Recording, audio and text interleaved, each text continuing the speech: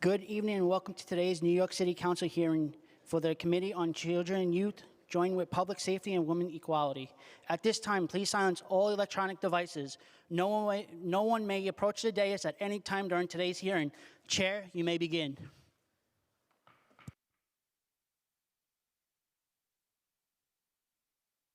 Sorry about that. Good afternoon and welcome to today's hearing on supporting young victims of human trafficking.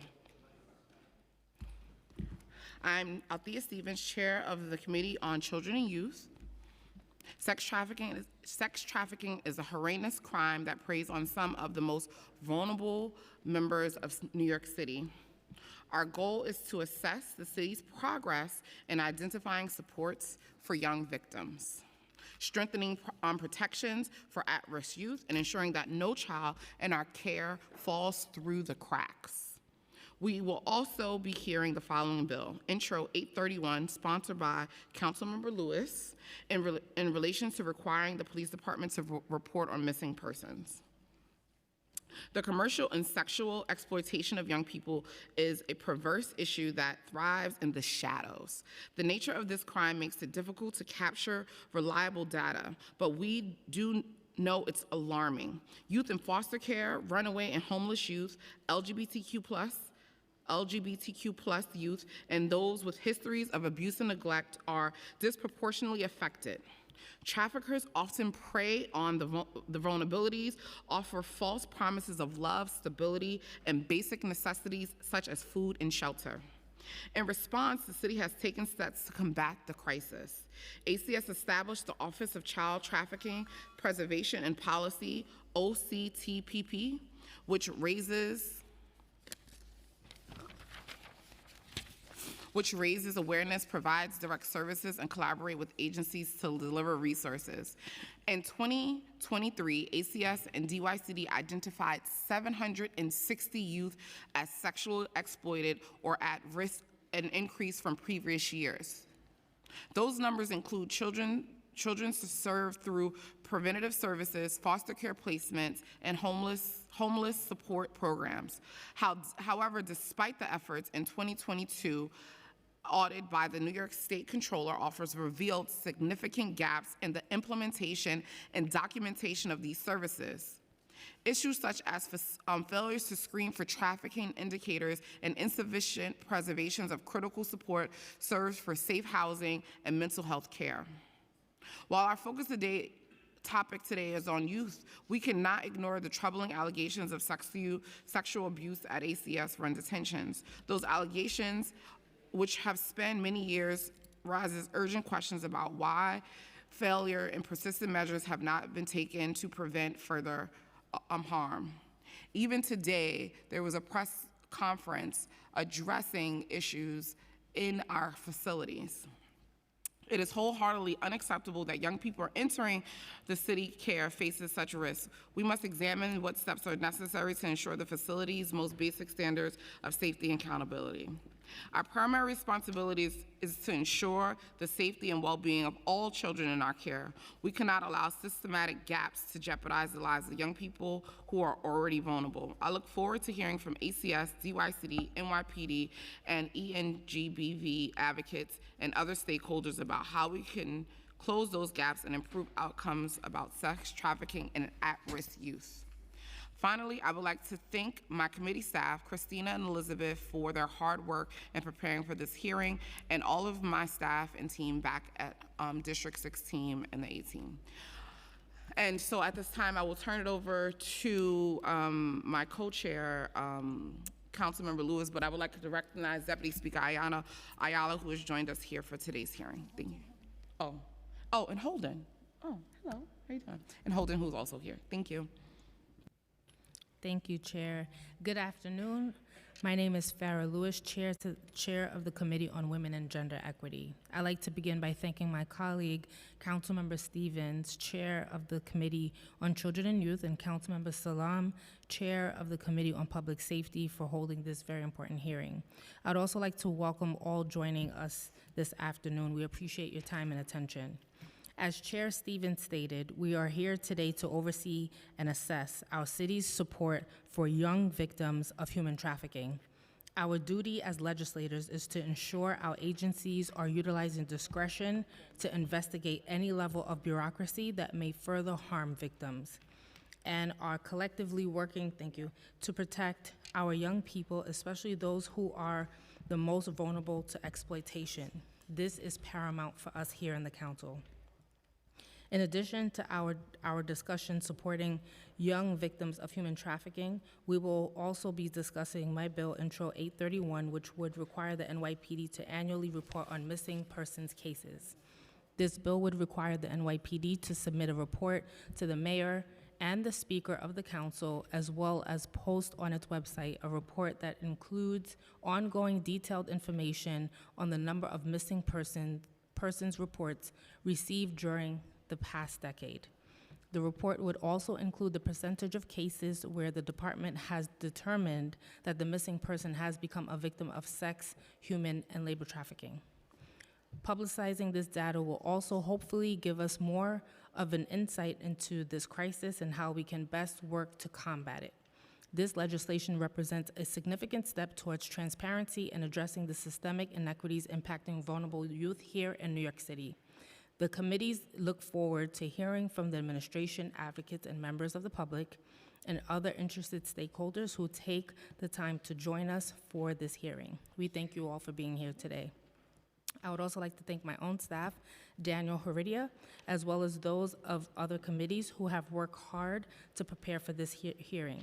Finally, I'd like to thank the Women and Gender Equity Committee staff, Assistant Deputy Director Sahar Mazami, Senior Legislative Policy Analyst Christy Dreyer, Legislative Counsel Rachel Conti, Finance Analyst Ali Stouffer, and Assistant Deputy Director of Data Operations Rose Martinez. Now I'll pass it back to my colleague, Chair Stevens.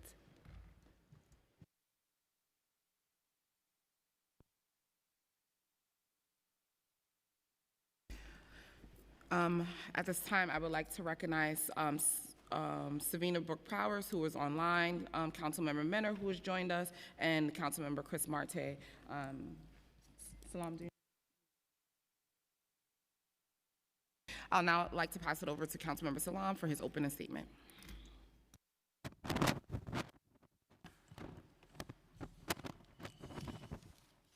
Good morning. Good afternoon. I'm Councilmember Yusuf Salam, Chair of the Committee on Public Safety. I want to thank Councilmember Stevens and Lewis for their collaboration on this important hearing examining the city's efforts to provide support for young victims of human trafficking. As discussed by Chair Stevens, human trafficking and the exploitation of young people is deeply concerning. The city has an ultimate responsibility to protect our most vulnerable children, and those subject to human trafficking deserve the utmost care. I look forward to hearing the administration's discussion and the various approaches it utilizes to identify young victims of human trafficking and delivering the services and support often needed by this population. As Chair of Public Safety as Chair of the Public Safety Committee with oversight on the NYPD, I also recognize the ongoing role of law enforcement plays in addressing human trafficking and related criminal behaviors. However, a delicate balance must be struck. I believe that law enforcement should prioritize investigations that seek to identify human traffickers and conduct targeted enforcement that provides significant criminal penalties for those who profit off of the exploitation of young people. At the same time, I believe that it is important for the city to promote the safety and care of young victims of human trafficking and ensure diversion from the criminal justice systems where appropriate. To this end, I am specifically interested in examining relevant NYPD operations and enforcement priorities to combat human trafficking.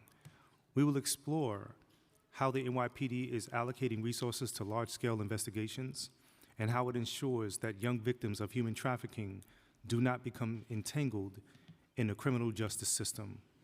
We will also explore the human traffic impact certain police practices have on young people throughout the city, particularly critically examining criminal enforcement efforts that might target the very victims of human trafficking that we seek to protect. I look forward to hearing from the NYPD, the other city agencies present, community activists, and my fellow council members as we collectively work towards a safer city for all New Yorkers. Thank you.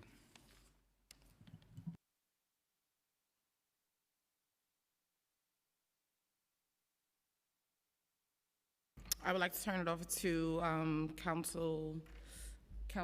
committee counsel to swear in the plaintiffs. Hi, good afternoon. Please raise your right hand. Do you affirm to tell the truth, the whole truth, and nothing but the truth before this committee and to respond honestly to council member questions? Joseph Picarello? Josh Levin? Carlos Ortiz?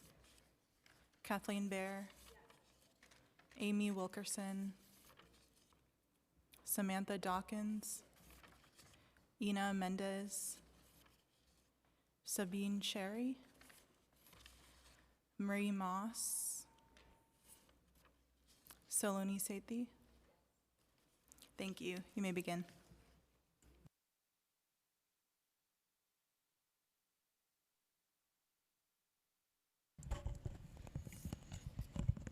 Good afternoon. My name is Ina Mendez. I am the Deputy Commissioner of the Division of Family Permanency Services at the New York City Administration for Children's Services. I am joined here today by Sabine Cherry, the Associate Commissioner in the Office of Older Youth Development Services within the division. Together, we oversee the Office of Child Trafficking Prevention and Policy, which manages our efforts to educate ACS, the providers, and the public on human trafficking, and to screen, identify, track, and provide services to any child or youth who comes into contact with ACS or who has been trafficked. We want to thank Chair Stevens, Chair Salam, Chair Lewis, and the members of the City Council Children and Youth, Public Safety, and Women and Gender Equity Committees for holding today's oversight hearing on supports for young victims of human trafficking. Unfortunately, and due to its many transportation options and arteries, New York State has one of the highest sex and labor trafficking rates in the United States. Traffickers target those children and youth who are most vulnerable to exploitation, including those who have previously faced trauma, abuse, neglect, and homelessness. So while anyone can be a victim of human trafficking, children and youth in the foster care and runaway and homeless youth are particularly vulnerable, which makes it essential for both ACS and our colleagues at DYC to be alert to trafficking when working with children and youth that we serve. ACS is committed to identifying and helping sex and labor trafficked children and youth achieve safety and obtain resources to help them heal and thrive. In September 2014, the federal government passed the Preventing Sex Trafficking and Strengthening Families Act to help address sex trafficking and the commercial sexual exploitation of children involved in the child welfare system. Pursuant to state and federal law, ACS is required to screen all children and youth entering foster care for possible tracking, as well as any child or youth returning to foster care after any period of being absent without consent. To accomplish this, in 2015, ACS created the Office of Child Trafficking Prevention and Policy and issued its trafficking policy in 2022, which remains in effect. In short, it requires child welfare staff to screen all children and youth and outline steps for identification, documentation, safety planning, and the provision of appropriate services to children who are sex trafficking victims or at risk for becoming sex trafficking victims, as well as guidance and procedures for children who are identified as labor trafficked or organ trafficked. ACS created the Child Trafficking Database, which is an electronic, cloud-based database in which ACS child welfare and provider agency staff can complete the mandated sex trafficking screening tools. ACS also has a child trafficking mailbox where any ACS or provider agency staff can both report youth as being possibly trafficked and receive expert assistance through one of our master level social workers in our specialized office. As reported in our 2023 annual report, in 2023, ACS and DYCD jointly identified and served 760 youth who were sexually exploited or at risk of sexual exploitation, of which 457 were identified through various ACS mechanisms, including our child trafficking mailbox, the child trafficking database, our contracted counselors at the Children's Center, our prevention service and FAP providers, our contracted Safe Harbor grant-funded service providers, and through OTDA as a confirmed victim. The Office of Child Trafficking Prevention and Policy provides direct and clinical technical support for professionals, consults with and supports federal, state, city, and community-based agencies, assists in law enforcement recovery operations, and coordinates the Safe Harbor program for New York County, which works to synchronize services for trafficked and at-risk children both within and external to the child welfare system. We are also happy to offer a free tattoo removal service for trafficked or gang-involved youth. ACS's Missing Children's Outreach Unit provides guidance and technical assistance to foster care provider agencies when a child is absent without consent. This unit also works with the National Center for Missing and Exploited Children and ACS's investigative consultants, who are retired NYP detectives who support on the most challenging cases to find AWOC youth. We also plan for youth's physical, psychological, and emotional safety, which includes referring youth to trauma-informed service providers who are knowledgeable about trafficking. ACS collaborates with a number of organizations such as Day One, the Hetrick Martin Institute, The Door, Safe Horizons, Sanctuary for Families, and many more to provide much-needed services for these youth, including medical, mental health, counseling, career and education, and legal services, as well as support groups, peer mentoring, and art therapy. ACS has also created an ACS Credible Messenger program where adult former trafficked foster care youth share their experiences with child welfare-involved youth to develop trafficking, recruitment, and resource awareness. Further, ACS contracts with the Children's Village and Powerhouse to provide on-site social workers at the ACS Children's Center to screen and assess youth for trafficking indicators, assist staff in identifying exploited youth, and provide recommendations and referrals when needed. They also conduct workshops for the youth at the Children's Center on both trafficking awareness and developing healthy relationships. We believe children who have been trafficked or who are at risk of trafficking need a suite of comprehensive services to not only help them begin healing from the mental and physical trauma of this experience, but also set on a path towards a happy, healthy adulthood. In addition, healthy relationships are a key to preventing and stopping trafficking, which is one of the many reasons we have invested in Fair Future coaches for thousands of youth in foster care and juvenile justice systems. The Office of Child Trafficking Prevention and Policy has trained over 47,000 people since its launch in 2015.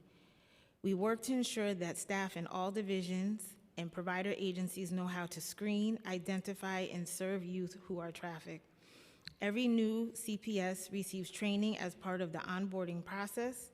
At least one person from every foster care and preventive provider has been trained, and every ACS child serving division has a trained liaison. In 2024, we offered 87 trainings that included 12,645 attendees. Some people could be duplicates, in addition to 750 people who took our e-learn session on how to use this tracking tool. I'm including in my testimony information about training sessions currently underway. In conclusion, ACS wants to thank all of our partners, including our sister agencies, our provider partners, and the City Council for all that you do each and every day to prevent youth from being trafficked and to identify and provide services to those who have been exploited. Thank you.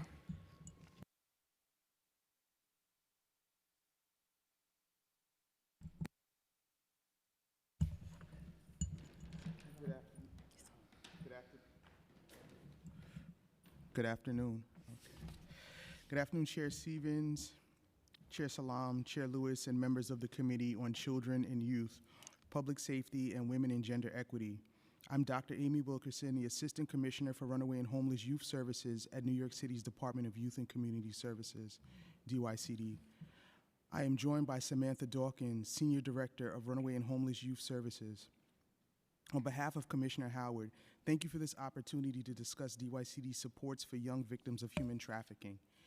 DYCD is grateful to have worked with the City Council and other partners to build a comprehensive continuum and ecosystem of services for runaway and homeless youth ages 16 to 24. DYCD's runaway and homeless youth programs are designed to serve youth holistically, enabling them to obtain the services needed to help them thrive. The three types of services include residential services, drop-in centers, and street outreach. Combined, they reach more than 40,000 young people annually. RHY programs serve vulnerable youth, some who have been victims of human trafficking or who could be susceptible to exploitation. Residential services include crisis shelter programs and transitional independent living support programs. Residential programs for young people aged 16 to 20 offer a total of 753 beds. And for homeless young adults aged 21 to 24, there are 4 programs with a total of 60 beds. We are incredibly pleased that Mayor Adams recently announced the expansion of our homeless young adult capacity by 100 more beds. We will look forward to briefing the council on plans for the new beds in the time ahead. At our 8 DYCD-funded drop-in centers, youth are provided with basic needs such as food and clothing, and supportive services such as recreational activities, health and educational workshops, counseling, and referrals to additional services, including shelter as needed. At least one center in each borough is open 24 hours a day, every day of the week. Street outreach focuses on locations in cities where runaway and homeless youth tend to congregate, offering on-the-spot information and referrals. Runaway and homeless youth service providers help young people to address a range of challenging circumstances through counseling and referrals and offering opportunities for youth to meet their life goals while living in a safe and supportive environment. All DYCD-funded RHY programs are required to report youth that have experienced commercial sexual exploitation. Young people have an opportunity to disclose abuse and exploitation at any time. Key moments are during assessment at intake and during regular case management sessions, at which points the young person can receive a range of services, including referrals to specialized mental health services. Providers report incidents of trafficking and exploitation to DYCD on a monthly basis. In fiscal year 2024, out of the 3,110 youth served in residential programs and 2,824 who received case management in drop-in centers, 118 young people disclosed that they were victims of sexual exploitation. All RHY residential program staff members must complete 40 hours of annual training. The mandatory training include information about identifying and assisting youth who have been sexually exploited. Other relevant topics include safety, emergency procedures, HIV awareness and education, case records, confidentiality, reportable incidents, child abuse, and domestic violence. Counselors in RHY programs work with youth to develop individualized service plans to outline short-term and long-term goals. They can achieve a range of supportive services both directly and through referrals, which include health and mental health services, counseling, education and career support, substance abuse prevention, violence intervention and prevention counseling, and housing assistance. When appropriate, staff members assist young people in reuniting with their families or with moving to transitional and longer-term programs. We thank the Council for their investment of nearly $1 million to support victims of human trafficking. This allocation, a first for DYCD, supports programs that offer counseling assistance with mental health, education, immigration, housing, and employment services to victims of human trafficking. Our intergovernmental and discretionary teams can update the Council on the program's impact later this year. Thank you once again for the opportunity to discuss how we are addressing the needs of young people in the runaway and homeless youth programs who may have been victims of trafficking. We look forward to continuing to collaborate with the Council, advocates, providers, and young people with lived experience to improve services for youth. I am pleased to answer any questions you may have. Thank you.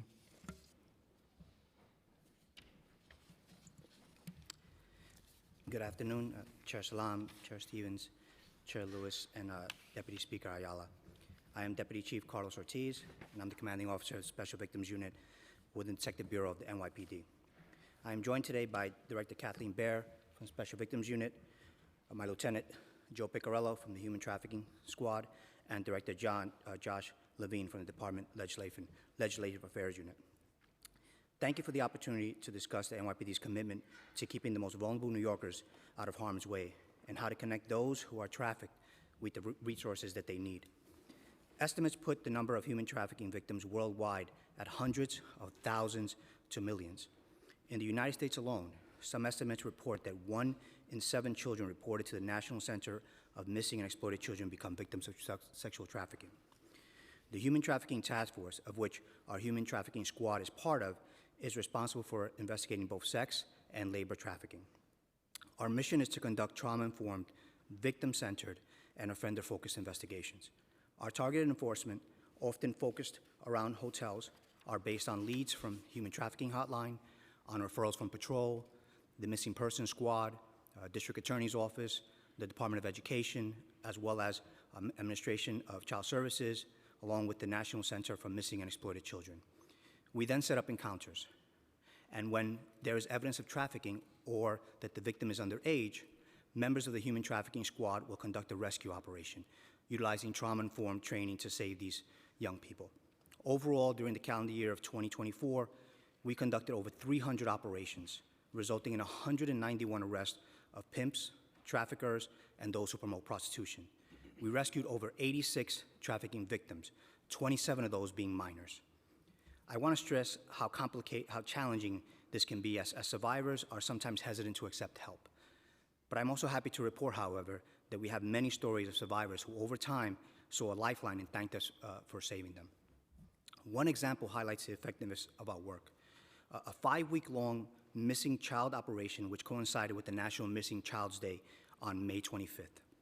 This operation, called Operation We Will Find You Too, was a nationwide U.S. Marshal-led operation that included both the NYPD Human Trafficking along with the Missing Persons Squad. This multi-state, multi-city operation focused on what we call critical missing children and covered all 5 boroughs.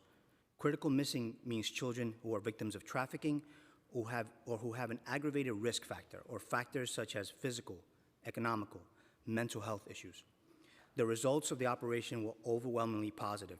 In a span of 5 weeks, we helped, located, and recovered 41 critically missing children, 10 of whom had been victims of trafficking. This multidisciplinary collaborative approach provides the best result for our survivors who are transitioning out of a dangerous situation. We work in conjunction with our advocate partners to ensure that we provide the best, most trauma-informed service to our survivors. As I mentioned earlier, exploited or trafficked individuals are often deeply traumatized and trauma-bonded to their abusers and require significant resources and counseling to break that cycle of abuse. For this reason, and not only do we work with advocates from international and national recognized organizations who support survivors of human trafficking, we also work with advocacy organizations within the community. We serve to provide the most complete and culturally sensitive care to our survivors. By cultivating strong relationships with the Mayor's Office to End Domestic and Gender-Biased Violence, our family justice centers that operate in every borough, we have been able to better serve our survivors by providing information and access to services. Through these relationships, we've been able to connect our survivors with support services, such as medical care, mental health, psychiatric counseling, housing, legal representation for immigration concerns, as well as education opportunities, job readiness, job placement, as well as the basic human needs of food and clothing. We also provide our advocate partners when they conduct direct, self-initiated engagement with survivors. Our outreach effort also goes beyond that one-on-one interventions. We are currently working in conjunction with the MTA and the Mayor's Office to End Domestic and Gender-Biased Violence on an upcoming awareness campaign that will provide information on how to access services and report human trafficking, which will be seen by millions of people who ride subways and buses every day. This month, we're also putting together a panel of experts to speak at the I-95 Working Group Conference in Tysons Corner, Virginia. Experts from the NYPD, FBI, advocacy groups, the National Center of Missing and Exploited Children, the District Attorney's Office, will all come together and discuss emerging issues around sexual exploitation and human trafficking along the I-95 corridor. We're always looking to innovate and expand our reach into those vulnerable communities to provide help and bring traffickers to justice. Now turning to the bill being heard today, Intro 831, would require the department to publish information on our website relating to missing persons. The department supports the intent of this bill, and we look forward to working with the council to craft a version of the legislation that most effectively captures the data and information envisioned by the bill. The loss of innocence these young people experience at the hands of traffickers is immeasurable and should never be allowed to happen. The department is laser focused on preventing and investigating these crimes, ensuring each survivor has access to the resources they need to begin the healing process. Thank you for the opportunity to speak today, and it'll be my pleasure to answer any questions you have. Thank you.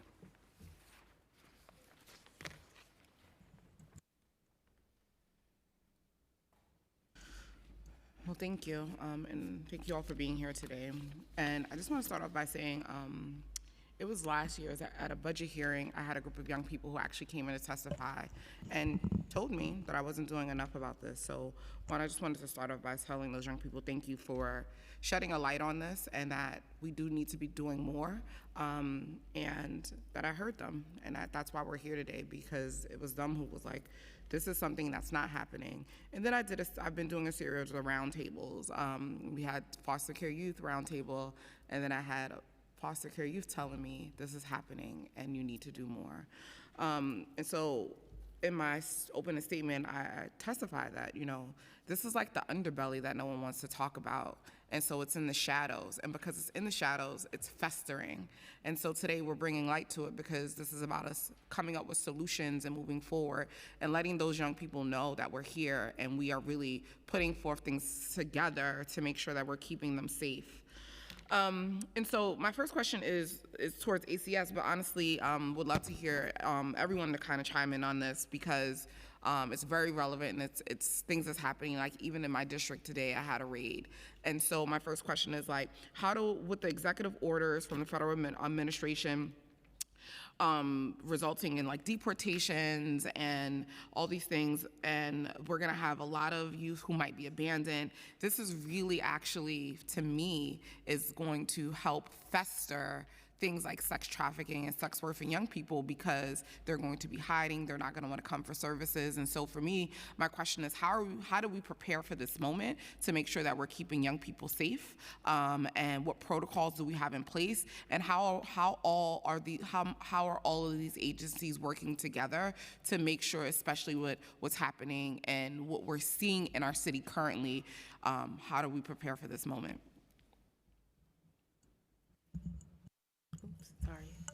So thank you for your question.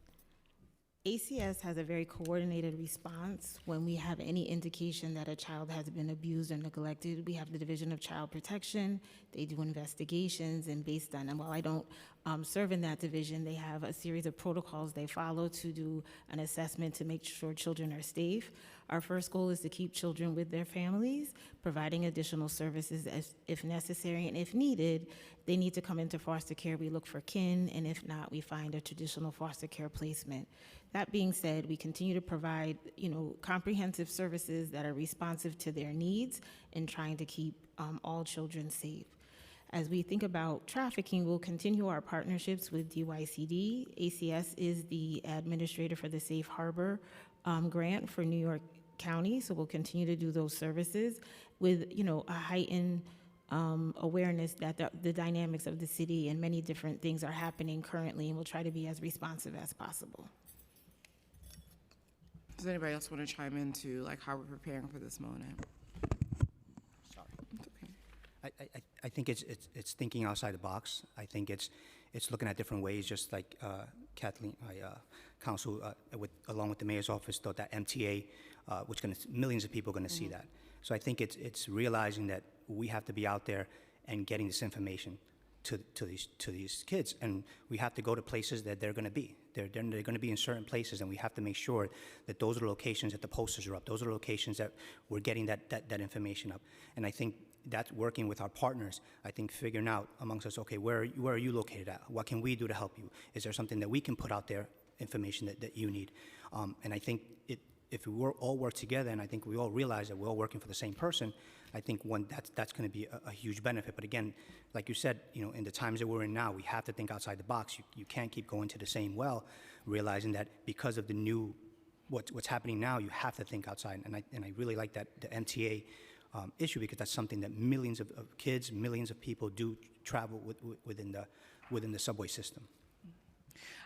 I just want to just go and say, obviously, I think ACS, you guys already have protocols in place, but I think we are at a place where we need to be thinking outside the box, right? Because the kids might not be coming in to go to foster care and thinking about, they might drop in the RHY center at a drop-in center and things like that, just because it's scary at this moment. I've had parents even today call in my office saying they are not taking their kids to school because they're scared of what's going to happen. And again, this is something that's going to fester and allow this to thrive, because they're going to be living in the shadows because they don't want intervention, because they think, they're at risk. So I really think that this is a moment that we need to be coming together to come up with a real plan and strategy on how to get the young people who don't necessarily, who can, have placement or things like that, but who are hiding, right? And who are not getting services and not seeking those things. And so, yeah, we do need to go to places that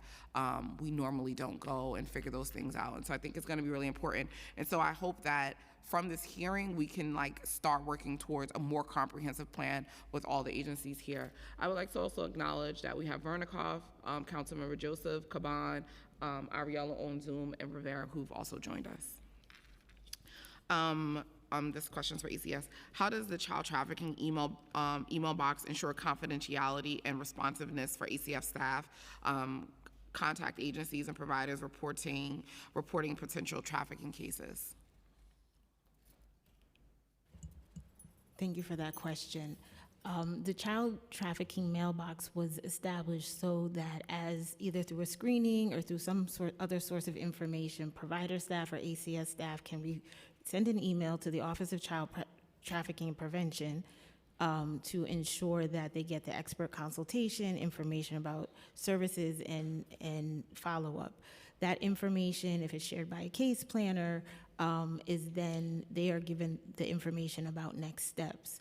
In 2022, we had 117 cases reported to the mailbox. Overall, in 2022, there were 381 ACS cases. In 2023, there were 124 cases out of a total 457. So a lot of the cases are reported either through the mailbox, through our database, or through some other mechanism. But the mailbox is a good way for people to share information, and so that is how the information is shared. ACS is able to speak to providers, so I don't, regarding the confidentiality, it might not be shared obviously beyond the case planner, but it is used to help inform their next steps. Yeah.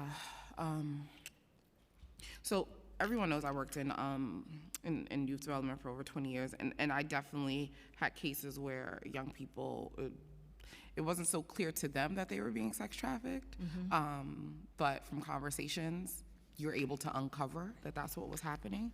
And so what trainings are you providing staff around being able to identify and recognize signs of sex trafficking? Because sometimes, like I said, I've had a number of young people who, through conversations, they're like, what are you talking about? That's my boyfriend, or he loves me. And you're like in my head, I'm like, no, he's your pimp. Like, that's not what's happening. So just want to know, how are we preparing the staff to even recognize that? And so I asked that question to not only ACS, but DYCD as well. So thank you for that question. The Office of Child Trafficking Prevention and Policy in 2024 hosted 87 different trainings for over 12,000 seats, attended seats. So sometimes people may go more than once, but those trainings talk about what is child trafficking, what are the red flags, how best to screen, follow-up services.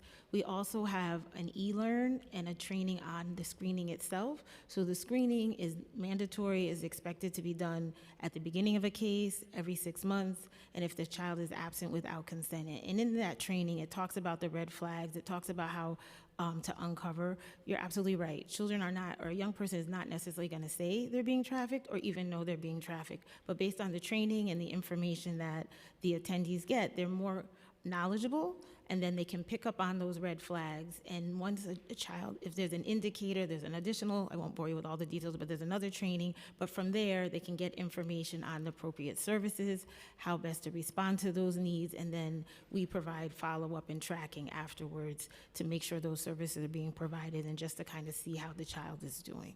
So they could be trafficked, which is the federal indicator, which means they have been trafficked, or we track people at risk. So that means maybe they weren't trafficked, they maybe haven't disclosed, but we continue to provide services and support. And what do some of those services look like? So I'll have my associate commissioner speak about those. Hello. So some of those services are, we have mitigating trauma through drama. We do group work with our young people. We have our licensed social workers also do those groups where we have the evidence-based models. We have another unit called the residential care permanency planning meeting that does one-on-one engagement with some of the young people that we flag or have disclosed. So we continue to do those engagements because we know at first they're not going to disclose.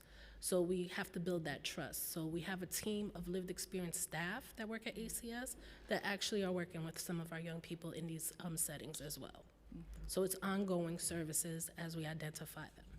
Thank you. I guess the same question to DYCD. How are you preparing staff to recognize when there's trauma going on? Our provider organizations are expected to participate in trainings that help them to identify and support youth that have been exposed or victims of trafficking. And those trainings can be received from a variety of places. Some of the trainings that they receive are through ACS as well as through OCFS.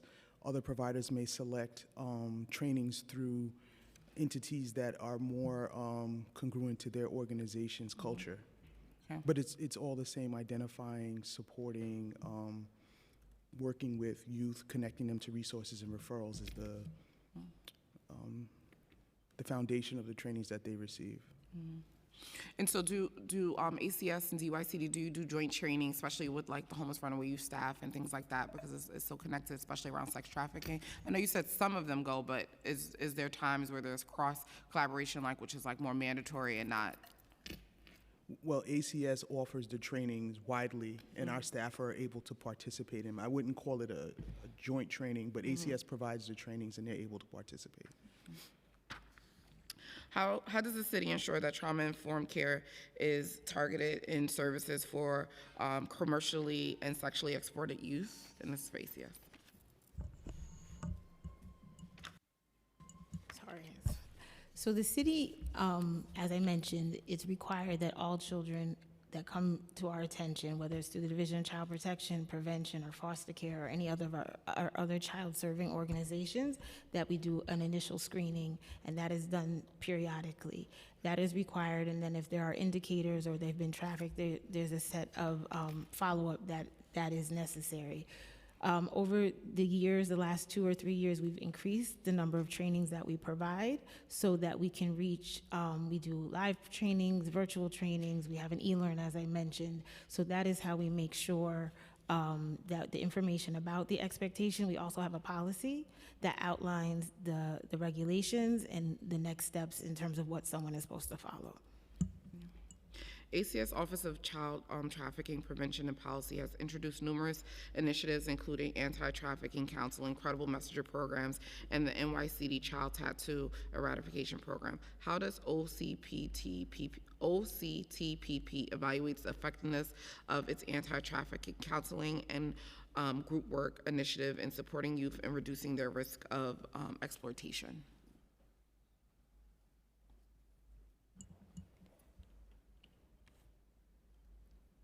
I'm sorry, could you say the last part of the question? I'm sorry, Basically, I'm just asking, how are you guys evaluating the success of these programs, and how are you tracking the work around that you're doing as far as the anti-trafficking counseling and group work initiative that you guys have been doing? Thank you. So we have a system that we have in place. So as I mentioned, we get information about who's trafficked or at risk. We do follow-up every 3 months where we go into our system of record called Connections, and we'll follow up to see the progress the child has made. We'll also follow up with the case planning organization, whether it's the foster care agency or the preventive agency, to get an update. And as Sabine mentioned, we have a team that will also follow up with youth in residential care settings and/or in foster placement to just get an update on how they're doing, if we need to provide additional services. We also have Missing Children's Outreach Unit, that if children go AWOC, they will help and assist the agency in following the protocol. We have investigative consultants who also will help partner with the NYPD to help look for youth that have been AWOC, and upon return, another screening is issued so that we can get an assessment of if there are any new flags to follow up on or anything new to report. What has been the impact of NYCD Child Tattoo Ratification Project since its launch, and how many young people have benefited from the pro bono medical services to remove branding marks? So we're really excited to have the Tattoo Eradication Project. It started in 2018.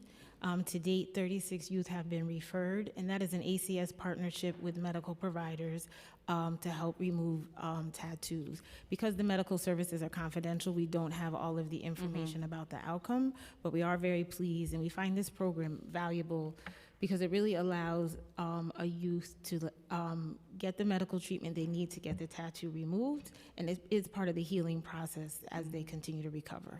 Yeah, obviously. How are adult mentors with lived experience trafficking selected, trained, and supported with the Credible Messengers program?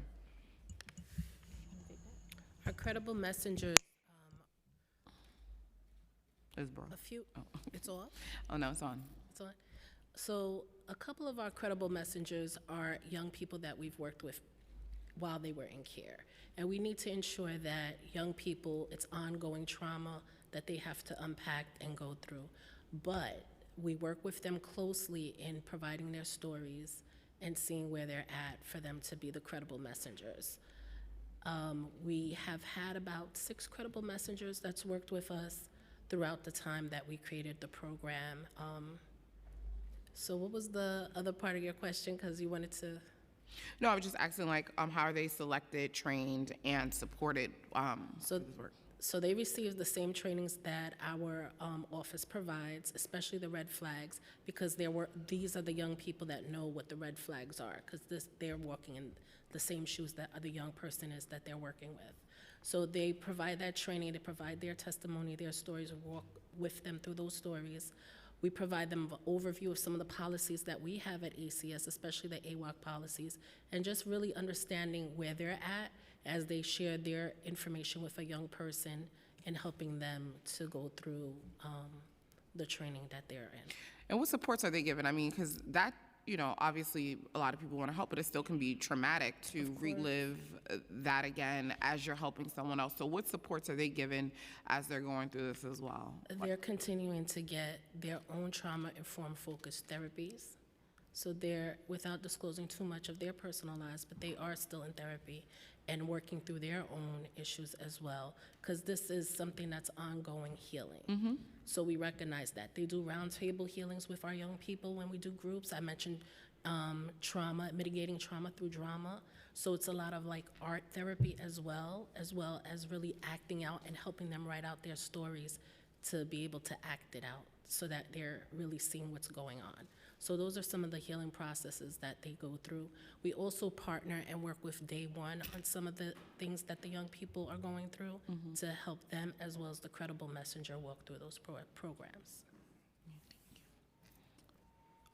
What factors does ACS believe contribute to the increased number of identifying sexual exploited youth between 2022 and 2023, and how's ACS responding to those trends?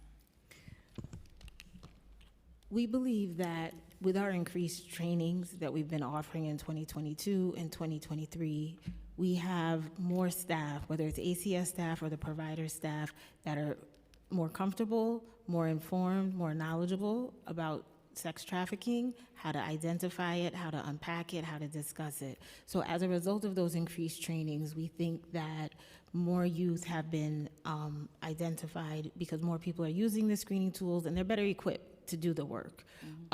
We don't actually know if these numbers are representing more kids than if, we look back 10 years ago, but we have the data.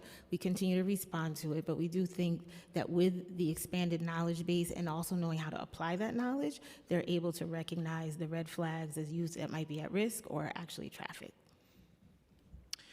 Local Law 41 of 2016 requires DYCD and ACS to report on the number of sexual exploited youth in contact with those agencies. In 2023, reports identified 760 such youth.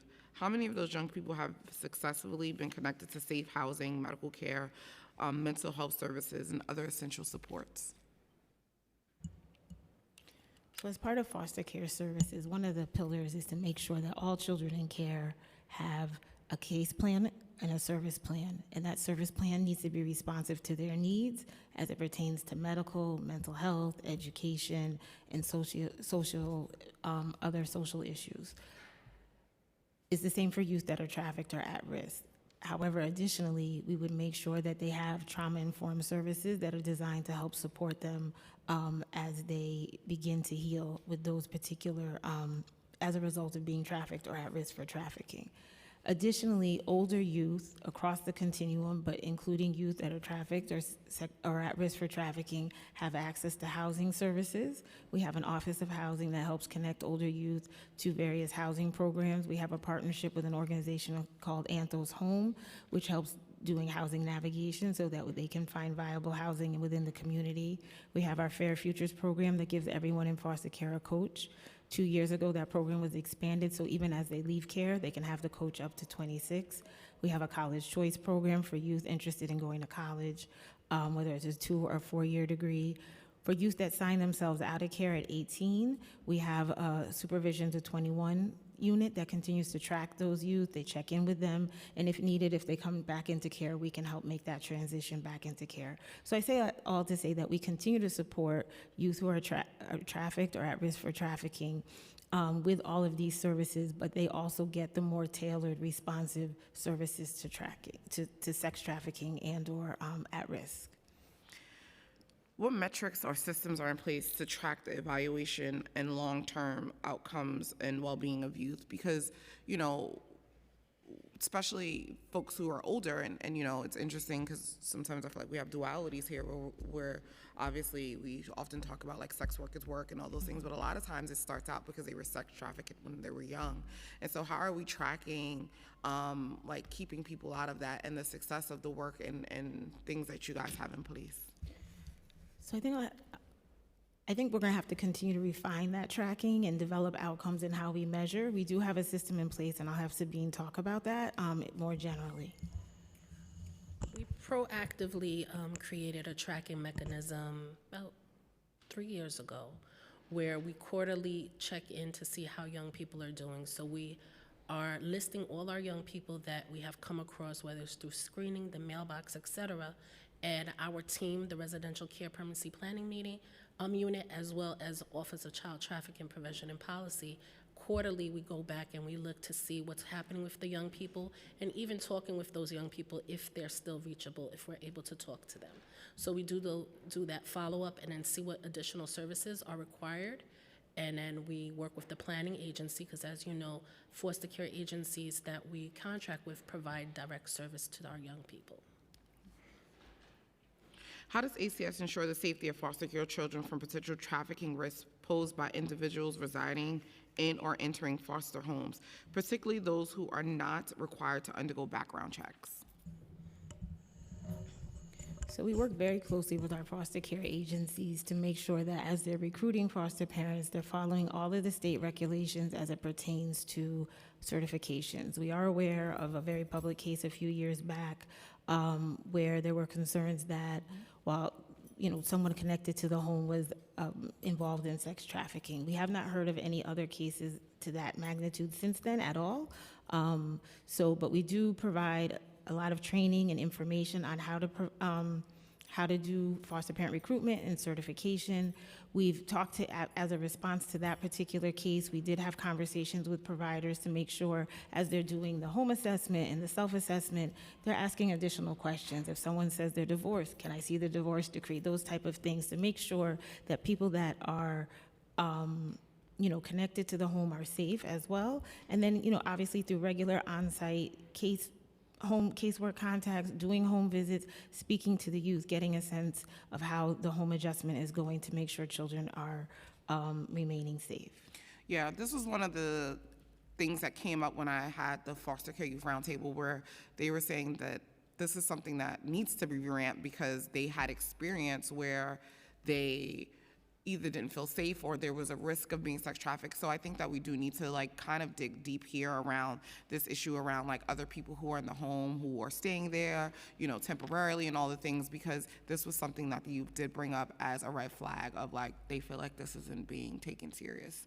And so I know there's only one case that was public, but sometimes when you talk to young people, it's not just one case. That usually is the light that's being shined of other things that's going on. And this was something they did bring up. Thank you for sharing. We'll definitely take that back. What safeguards are in place to monitor, there are known hotspots such as areas outside ACS Children's Center where traffickers are known to target vulnerable young people.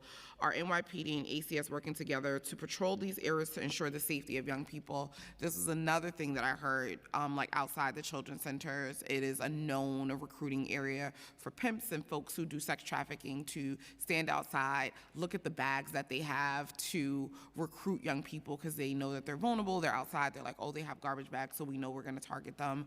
How are you guys working together to make sure this area outside is safe? Is my understanding, and I work very closely with the Children's Center, but I do know that they are in frequent conversations with the precinct, and they do work a lot to keep youth safe, because we know sometimes the youth like to hang out outside the Children's Center.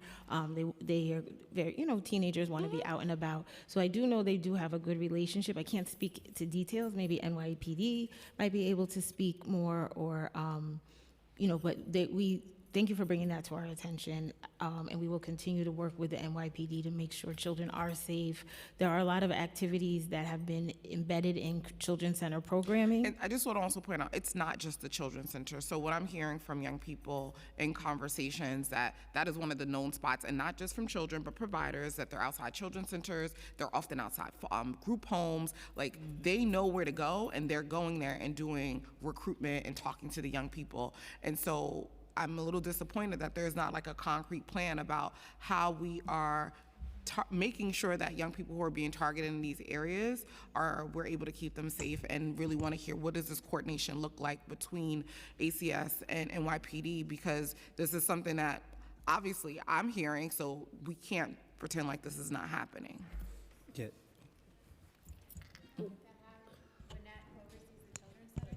Okay. Okay, was she sworn in? I can swear in. Hi. Do you affirm to tell the truth, the whole truth, and nothing but the truth? I do. Thank you. So good afternoon, Good chairs. afternoon. Thank you so much. Hello, Chair Ayala. My name is Wynette Saunders. I'm the first Deputy Commissioner at ACS, and I provide oversight at the Children's Center. We work very closely with Precinct 13 and 17 to discuss all areas of... He got you a chair. Oh, thank you, sir. Yeah, thank you. Thank you, Sergeant of Arms. We appreciate that. Thank you, sir. So we work very closely with Precinct 13 and 17 and Chief Komodo to really address any needs that we have at the Children's Center, whether it be crime, whether it be sex trafficking. We report directly to them. We meet monthly. Our ICs talk to them very frequently on cases that need to be spoken to before that time frame comes up for our next meeting. We have very close relationships with our NCO officers, Philip and Rondon. We are very close, in very close contact on a number of different issues, including sex trafficking. And what about the foster care placements? Because I'm hearing that that's a hot spot and they're out there.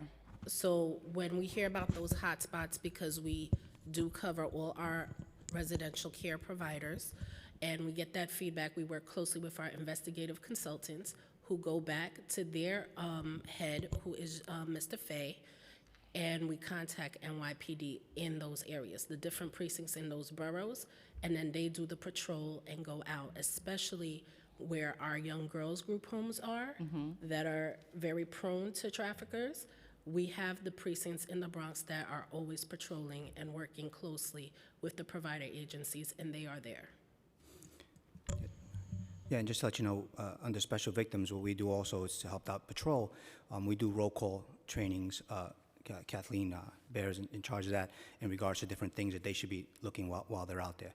So we also pick different situations, you know, let's say, for instance, it's a main hospital where, let's say, they may have a lot of sexual violence victims that, you know, survivors that go to the hospital. We would train that patrol, like in other words, midnight, saying, hey, when you go to the hospital, these are things you got to look for, these are things you got to look for. So a lot of things that we do in special victims is we help our partners in patrol, saying, hey, if you do have, you know, let's say a shelter or foster area in the area, these are things you should be looking for while you're out there, you know, in coordination with everything else. So we do speak to our counterparts and kind of give them ideas that we have through our human trafficking unit and things like that. So. And I know we spoke about how we are helping staff identify as. How are we also supporting young people on identifying like trends and giving them also the information? What are we doing to prepare them, especially because we know a lot of times these places are being targeted. People are looking for vulnerable young people. What are we doing as far as supporting young people on having them prepared to be able to identify it, not only when it's happening to them, but when they're friends? What are we doing around that? We do some prevention work. There's videos that we use there. It might be a little animated, but we still use it for the young people, called I'm Little Red. We do discussion groups with the young people around that. We have flyers. We do roundtables. We operate a youth leadership council where we have our young people come in and talk and just free talk and find out what's happening. We look at the red flags because we've created red flags for our young people as well. So those are some of the things that we're doing as far as prevention work. Having posters, having them do a contest where they can share and disclose their talent, but yet and still also expressing what they're going through or what they're seeing, whether they're at risk or trafficked. So we do that as well with our young people. I have more questions for you guys, but I am going to pass it over to some of my co-chairs now, and then I'll come back to ACS and DYCD. So I'll pass it over to Councilmember Salam at this time. Thank you. I'd like to begin with a few questions about NYPD investigations and enforcement relating to human trafficking. This is around the how many human trafficking investigations took place, or did the NYPD conduct last year. I wanted to know, how did this compare to previous years?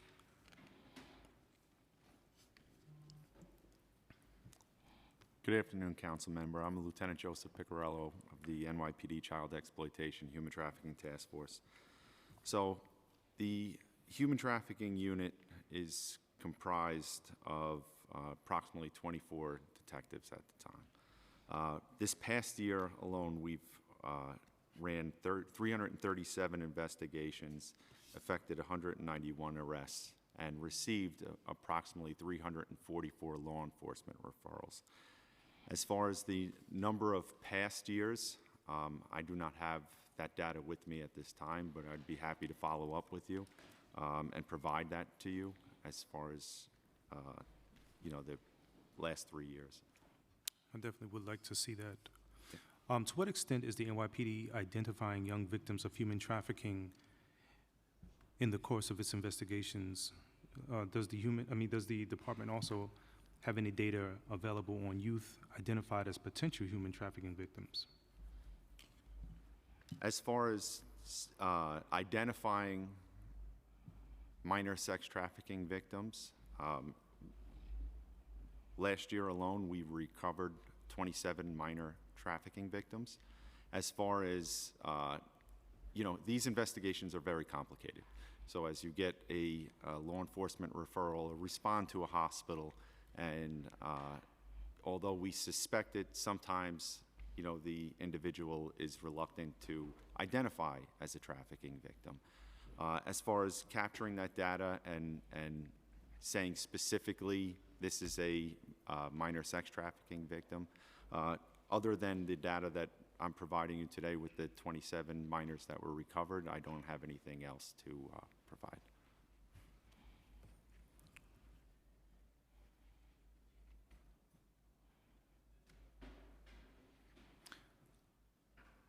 Of human trafficking investigations, how many relate to allegations of sex trafficking, and how many relate to labor trafficking?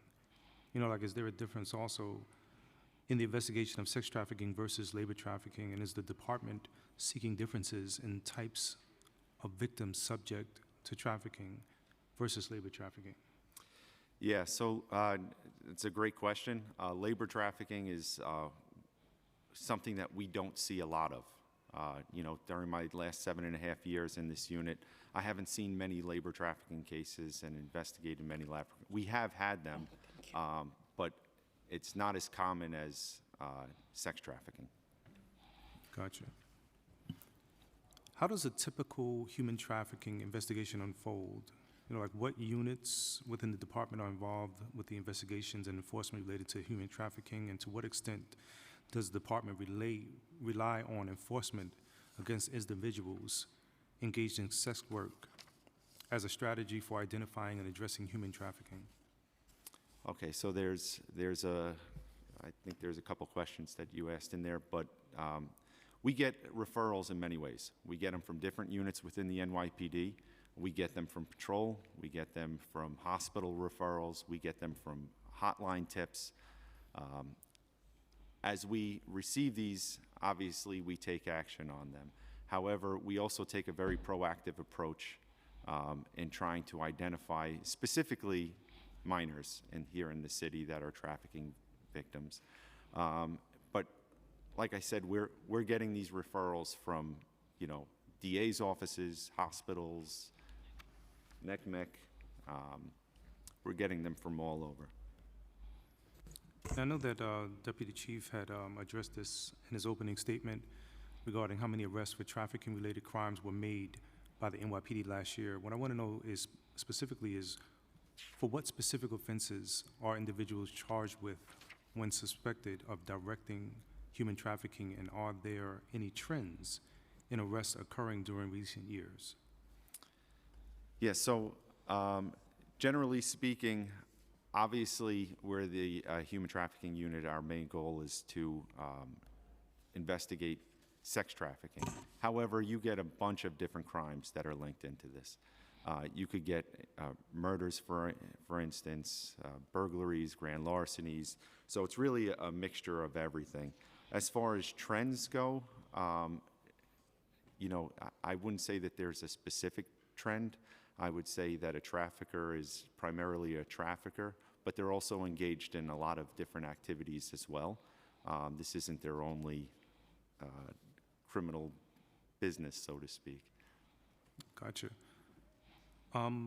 So I want to know, what proactive steps does the NYPD take to identify human trafficking? For instance, you know, is there a strategy for identifying traffickers that operate online through social media platforms to target and exploit youth? Yes, so we do our best. You know, just to go back for a second, the human trafficking unit is comprised of 3 different squads, but all our investigators do our best at trying to open up self-initiated cases, review social media, like you said. We have specific identifiers that we look for. Not only that, but we also take a proactive approach with other investigative tools available to us to identify our trafficking victims as well as our traffickers. You know, I could speak for myself and the other supervisors on the squad. On our downtime, we're going through Department 6 complaint reports, trying to look for specific identifiers which are common crimes committed by traffickers.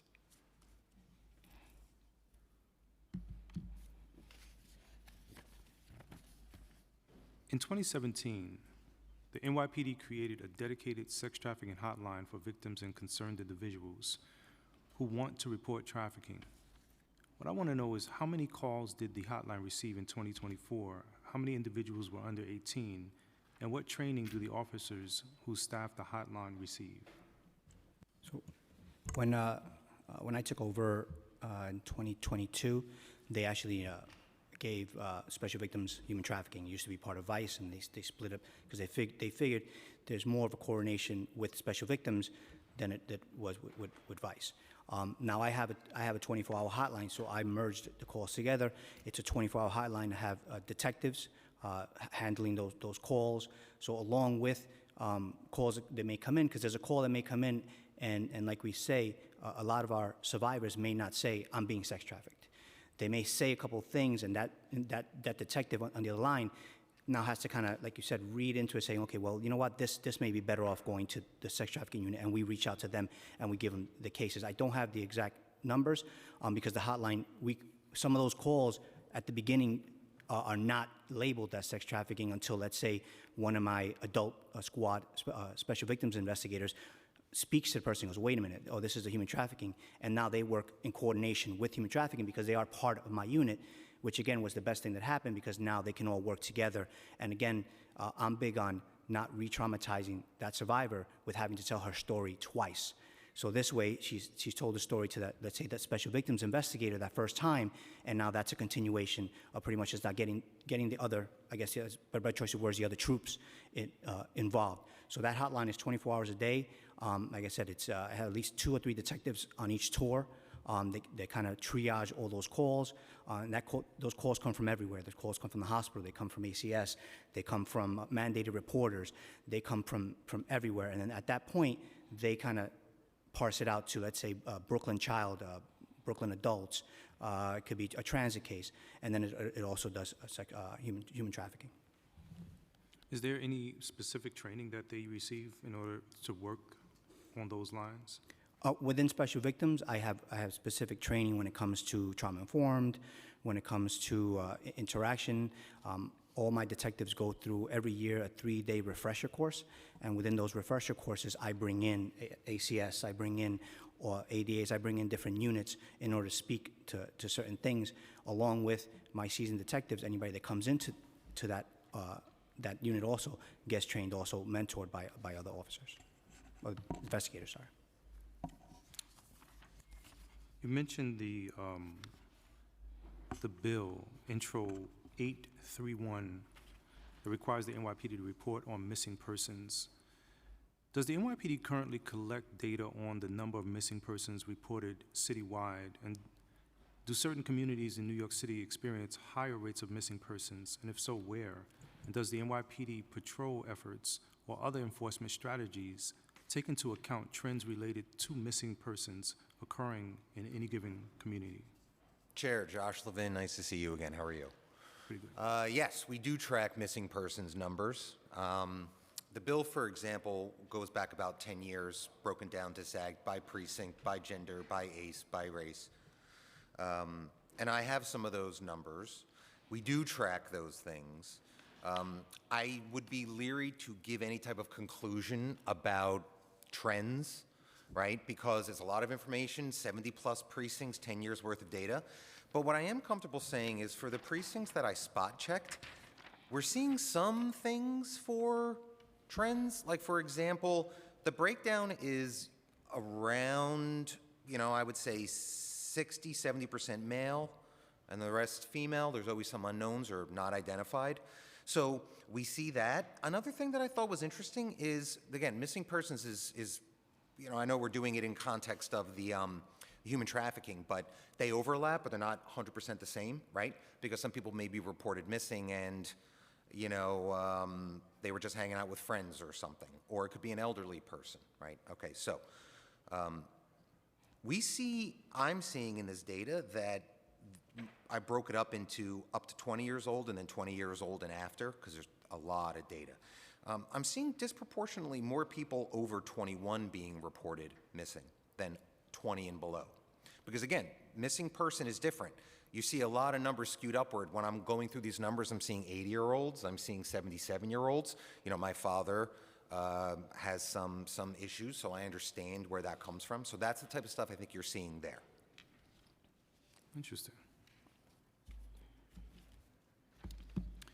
And this is going to be my last one for now. In 2017, it was announced that the NYPD was hiring an additional 25 detectives to investigate sex trafficking cases.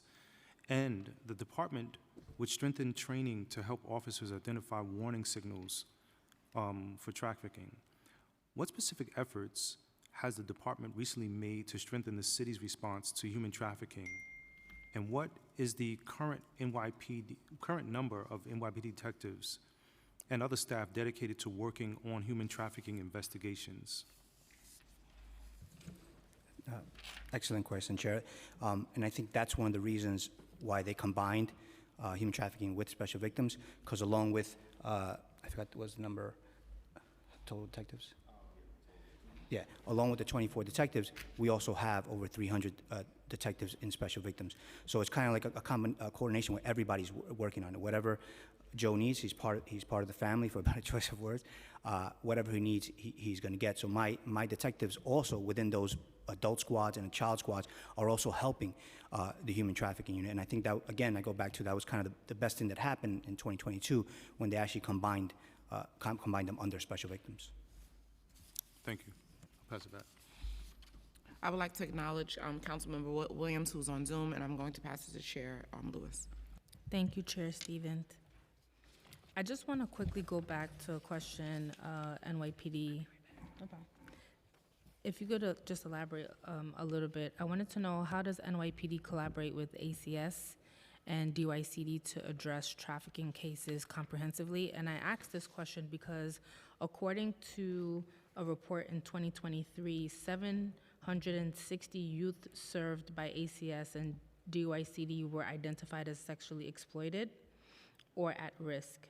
And an increase from that was from 703 in 2022. And then in your testimony just now, your response, I heard 330 investigations, 191 reports, arrests, sorry. So I just wanted to know, like, how are you all collaborating regarding all of those numbers? Just to kind of clarify that a little bit, the 300 I think 433 you said actually came over as sex trafficking complaints. We do get other complaints within that 24 hotline that come over as just regular a sex crime, not human trafficking.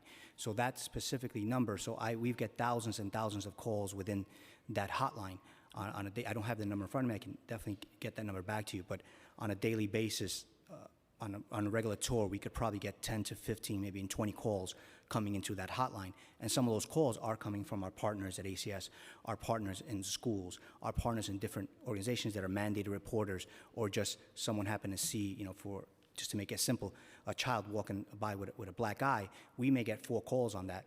The teacher may see it, the school safety agent may see it, the person at the bus may see it. So those calls that he mentioned are specific to saying they mentioned that. So. Okay. Good afternoon, everyone. I'm Director Kathleen Baer from NYPD. Also, we work with ACS basically as soon as we rescue a child out of a situation. What happens is there's a minimal facts interview done by the investigator to determine as much as they can find out about what happened and see if this is trafficking. And they're immediately contacting ACS to then determine where does this child go and what services are they going to be getting. So that's on every case where a youth is recovered from one of these situations. Thank you for that. So let's just go back a little bit regarding your response on youth.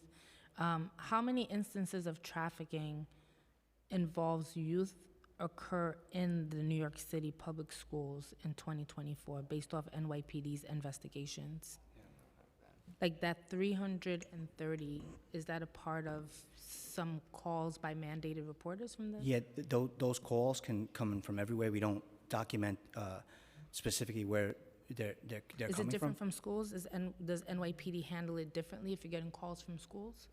No, I think every crime should be handled the same way. In my opinion, I think a survivor is a survivor, whichever way is reported, whichever way it comes in. So once it gets on the hotline, our goal and my detective's goal is to get somebody there, whether it's a school, whether it's a church, whether it's outside, whether it's somebody's house. My goal is getting somebody there as soon as possible. Do you all have a number of cases of children that may have potentially been trafficked from New York City public schools? Do you have any case numbers on that? Not that I can think of. Okay. I also wanted to know, because this is a popular season, right? We're in February, the Super Bowl's coming up. I wanted to know what steps does the NYPD take to protect youth from trafficking during public events, such as large gatherings, maybe Super Bowl parties, school-related activities? What's the process for NYPD? I think the NYPD in general, in those large events, does focus on that thing. My unit, we do start looking at internet. We start looking at different ways. Again, I don't want to put out a lot of our investigative tools, but there's a lot of investigative tools that we look to see trends, see what's going on, see what we're hearing, and also from our partners, see what they're hearing. Because the chair said, sometimes you may be not listening to the right group. For instance, you may have someone at school safety that has a great relationship with the kids in the school that's hearing stuff. We have coordinations with the school safety agents. So again, it goes back to what I said from the beginning, is it's thinking outside the box and trying to get your information from as many locations as possible in order to kind of put it together. Mm-hmm. And just expanding a little bit on the conversation we just had about immigrant youth. I've worked very closely with the 75th Precinct, the 6-7 Precinct, but mostly the 75th, like the Louisiana area and East New York. So we know that a lot of young people have been trafficked over there. So I wanted to know, how does the NYPD handle trafficking cases involving immigrant youth who may fear deportation or have limited access to resources? You guys answered it before, but if you could just expand on that. Because I'll let Lieutenant Piccarello, he's been yeah. all over that area down there for a couple years, right? Thank you. So it's not our practice to, number one, ask any of these victims their immigration status. So we handle all these victims with kid gloves. And, so when they come in contact with us, it's obviously rapport building is number one, and obviously trust. So this isn't something that we dive in, and obviously we also look to share what resources are available if they make an omission that they are in fact an immigrant, so to speak. All right, thank you for, sometimes they identify themselves, but thank you for that response. Yep, no problem. This question is for NGBV. Does NGBV currently produce any data relating to human trafficking, including instances of child trafficking? Good afternoon, and thanks for that question. So right now, we don't have a lot of data that we collect on human trafficking, and partially because most of our data collection, I think as folks have mentioned, is done at the front end when somebody comes in for services, and that's often not when somebody identifies, right? As a survivor of trafficking gets found out later on. But what I will mention is recently this fiscal year, we took on oversight of a few new programs, including the city's 24-hour hotline, and family court-based programs, criminal court-based programs, and we are requesting, working with our providers to see how we might be able to collect data about victimization type as part of those programs. So it is a goal that we have. So hopefully, further down the road, we'll have more to say. All right, and does NGBV share their data, whatever data you have, right? Do you share that data with any other city agencies, NYPD, DYCD, ACS, and how do you all coordinate? Yeah, so I think, I'll speak to the coordination piece first, because I think that is a role that we play a lot in the city. I think of us as kind of really trying to coordinate, making sure that all of us are speaking the same language when it comes to issues like human trafficking and all issues of gender-based violence. So we actually have a city agency working group that I think everybody at this table has been a part of and includes other city agencies, including many of our public health agencies, DOE and others, where we're sharing best practices, sharing information, and really trying to work across. We share data as it's relevant, right? And I think, and then when it comes to specific cases, it's always sort of with permission of the survivor. If they're comfortable sharing or they want us to, facilitate reporting, we definitely work with our other sister agencies on that as well. Thanks. And your agency highly relies on outreach, so I wanted to know what type of outreach is your agency currently conducting to focus on trafficking? Yeah, so we are doing all kinds of outreach. So I think, in terms of our community-based outreach, we work with providers in all of our boroughs to kind of outreach on the topic of trafficking, right? And so our office, I think we're always making the assessment of who's the best deliverer of the message for the community that we're serving, right? And sometimes that's our office, and most of the times it's our office in partnership with our community-based providers who are on the ground. I think in addition to that, I think public awareness, as folks have mentioned, we've done in 2024, we actually, in January, did public awareness through Link NYC kiosks and developed like posters on human trafficking that are really focused on, what are some of the signs that somebody might then self-identify as a survivor of trafficking, and how do we connect them to resources. We also, again, partner, I think, when it comes to outreach, really on that public awareness and that basic information of how do we connect, right? So I think we have our NYC Hope website, which we're continually updating. We're actually working on trying to get map-based resources there, so somebody can pull it up on their phone and look up services that are actually around them, which is, a new feature that we hope to have online soon. We've partnered with the Brooklyn Human Trafficking Task Force on a guide of resources specifically for trafficking survivors. And I think, I think that's something that we're sort of continue to doing more of it. I think as the folks at NYPD mentioned, we're hoping that MTA campaign also really helps push our public awareness efforts further. Thank you for that response. Can you share the way in which NGBV ensures its work includes the distinction between consensual sex work and trafficking? And I think Chair Stevens mentioned it before, because we want a clear distinction of that for the record. So I think, again, when we think of our work, right, I say this all the time, our work is to support survivors of gender violence, no matter what they call themselves. So honestly, in some ways, it's for the work that we do, it doesn't matter how you identify. What matters is the violence that you experience and how we can kind of wrap around you to figure out a service plan to address that experience of victimization to get you to a place and a path to healing. That's the number one goal. I think, there's obviously clear lines when it comes to age around the issue of like sex work versus trafficking. So I think that law is one guiding bright line. And so when I think if we were to see somebody that was under 18 who's being trafficked, we'd immediately contact our partners that work with young people, and that would always be trafficking. And then I think the other piece, which is more of an art, is really kind of getting that survivor to identify that experience for themselves, right? So I think it's really like, how does that person Your agency helps with them identifying that? Yeah, as you're having a conversation with somebody, right? How did you end up here? What are the choices you made? Is somebody, I think questions like, is somebody holding your documents? Is somebody taking the money you're earning? Like those are really relevant questions, right? In terms of when we're thinking about trafficking, it's like there is often a trafficker that is there. And so that's another way that we really work with somebody to make sure that, again, as I said, a lot of times we see this in the context of like intimate partner violence, for instance, or in the context of other forms, somebody comes for services around sexual violence, and then trafficking sort of becomes identified through a conversation with them. But I think it's questions like that in terms of like, what do you have control over? What do you have say over? Where is your agency in this? That really gets to that delineation. Thank you. That's all for me, Chair Stevens. Thank you. I'm going to pass it over to Councilmember Joseph.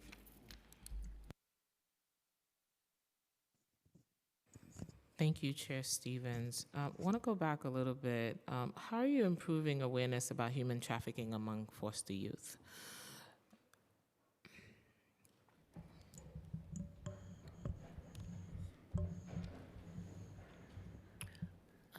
We have our ACS Youth Council. We have them go talk to the young people. We also have lived experience staff that's hired that does engage with our young people and informing them about trafficking awareness. We have posters that we bring. We also have our flyers. And again, we are running a contest now where we're trying to get the young people to engage, whether you're at risk or trafficked or do not want to disclose, but through your art form, you can share what's happening. What kind of training are you providing for caregivers once they're placed in a home? So the caregivers are open to join also our conferences to understand what is the red flags. We have the provider agencies that have their MAP training that also provides generalized training to foster parents with regards to red flags, AWOLking, which is absent without consent. So there are some trainings that are guided. We also had Planned Parenthood do some direct training for our young people, whether it's for LGBTQAI+, and also looking at those red flags as well. So that was an open training that was virtual that was provided to our foster parents as well as our young people, because we also had that targeted training for young people to join as well virtually.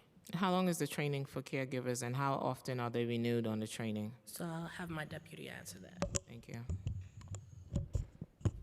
So as part of foster parent certification, In 2022, we introduced a trauma-responsive informed parenting program that helps foster parents look at things through a trauma lens so they can understand behaviors, maybe if there's a mental health concern being presented, that the underlying cause may have to do with trauma. Additionally, foster parents are informed of expectations. So for example, if a child goes, they don't return from school, especially if they're a particular age, they're to report that to the agency immediately. They should follow up with NYPD to make a missing person report, and they are expected to be recertified on various things every year. So if it's a married couple, for example, both parents are supposed to attend the training, not one. My understanding is, I need to get back to you on that, around the expectations, depending on who is the actual certified foster parent. So Because as a foster parent, right, you're supposed to list the families that are living in the home. What if I did not list that person, as you heard earlier from Chair Stevens? The trafficking is happening among our young people, and sometimes it's not the foster parent, but it's someone who comes into the home, correct? So through regular casework contact and home visits, you should be understanding who's in the home, recognizing that maybe and we're expecting that visits on occasion are unannounced so that you can see who's in the home on a regular basis, and then also through conversations with the youth, understanding if someone is not, if the background hasn't been completed, let's say you discover there's someone, a background check is supposed to be completed, there are mandatory disqualifiers, and this is expectations that are outlined. Based on your feedback, we will definitely reinforce this with the providers and make sure that these expectations are met. There's still young people. I have somebody who's texting me now who was a victim of trafficking. They felt criminalized. How do you interact with young people that's going through that system? Is it led? How the person who's interviewing them, how are they treated? How they feel, right? Because you can make them feel they're the victim, or they can be victimized all over again. So the training we offer for our case planning staff, our ACS staff, I can't read and see, so sorry. It's okay. For the training we offer for the case planning staff, ACS staff, is very trauma informed. The executive director for the Office of Child Trafficking Prevention and Policy and the staff are all licensed social workers. So we're hoping that in having conversations, in conducting the screenings, it's done compassionately. These young people are not, they should not be treated in any way but as a victim, and they need the support. Even there are times when, young individuals may be encouraging their peers to maybe go AWOC, and even that behavior should be corrected in a supportive manner. So it's somewhat disheartening, to be honest, to hear that they are feeling that way, and we can always reinforce in our trainings. As I mentioned earlier, we give a lot of trainings throughout the year, and we can make sure that as we're developing response strategies, that it's supportive and compassionate. Chair, can I go? Thank you. And that goes for NYPD as well. What type of training do you offer to your police officers who are dealing with trafficking victims? So every person in special victims gets a trauma-informed training because, as you say, these crimes are probably the highest underreported crimes there are, and a lot of it is because of that first interaction, be it with police, be it with anybody.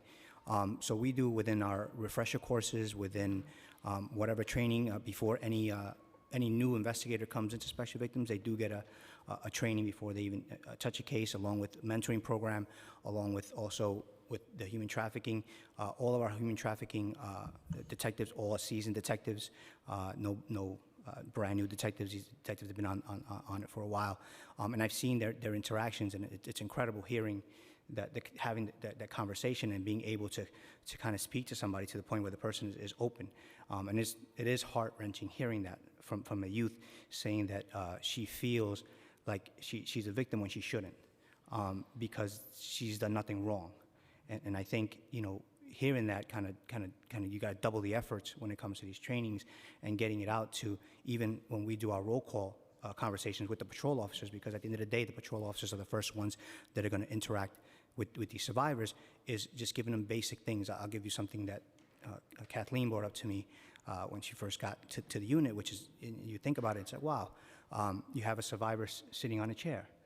You have an officer, 6'2", standing over her. He doesn't know any better. He's just asking for information. But how do you think that survivor feels at that moment? She just experienced one of the worst experiences in her life, and there's a 6'2" man standing over her. So just simple things like that is what we try to get out to the patrol officers, but within our unit itself, within our training, we do bring in, we actually have survivors that do come into our training and speak to our detectives and things like that, because I think it's important for them to realize that first 5 minutes is key of whether that survivor continues with us or whether that survivor says, why did I even call the cops? Why did I bother? And how often is that training done for officers in your unit? I'll let Kathleen touch more. Sure. So we actually were allotted money for the trauma-informed investigations and interviewing training. So we have an outside organization who is hired. It's a law enforcement professional and a survivor advocate who come in and train, and that's a 3-day training that we're able to give to our investigators twice a year.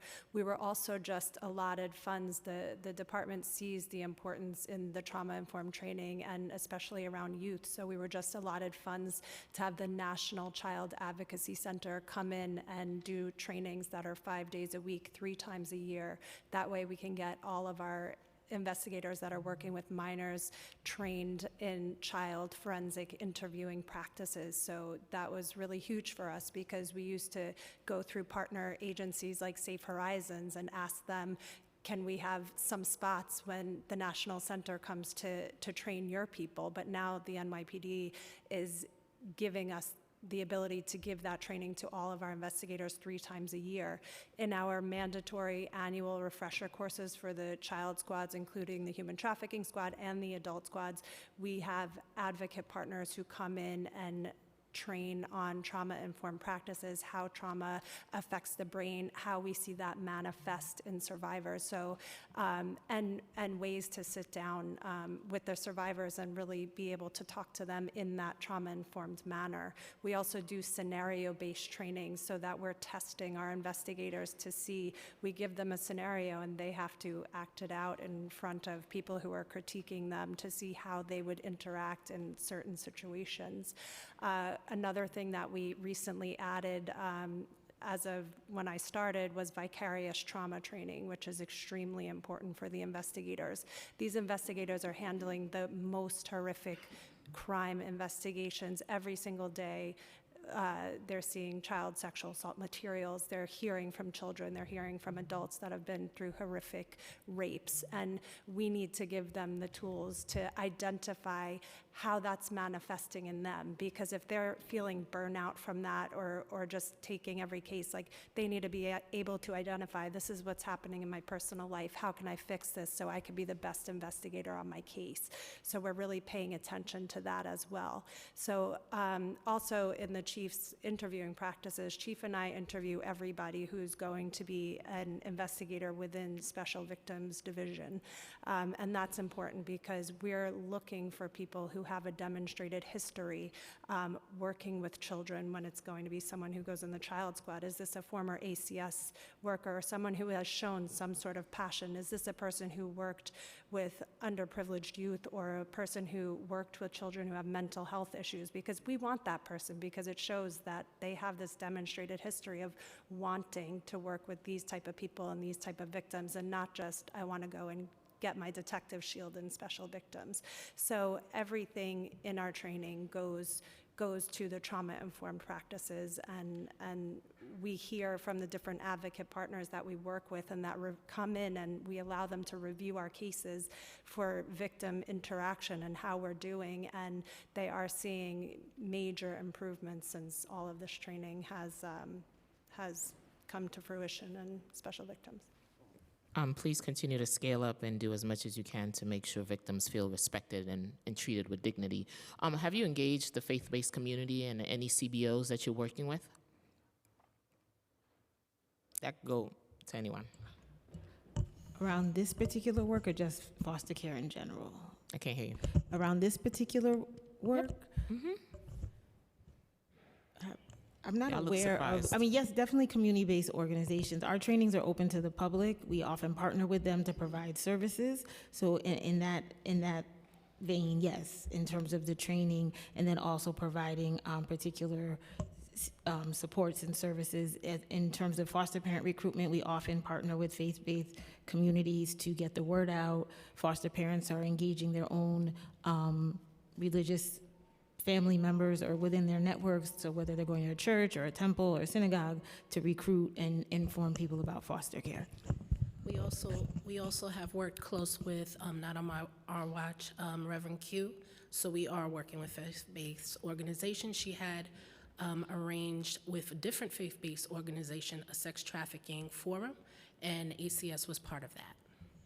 Okay, thank you. I just have one last question. I read a report not too long ago that as Chair Stevens said, there's always hotspot. They always say right around Super Bowl is the highest time for human trafficking. Are you guys keeping your eyes on any particular area in New York?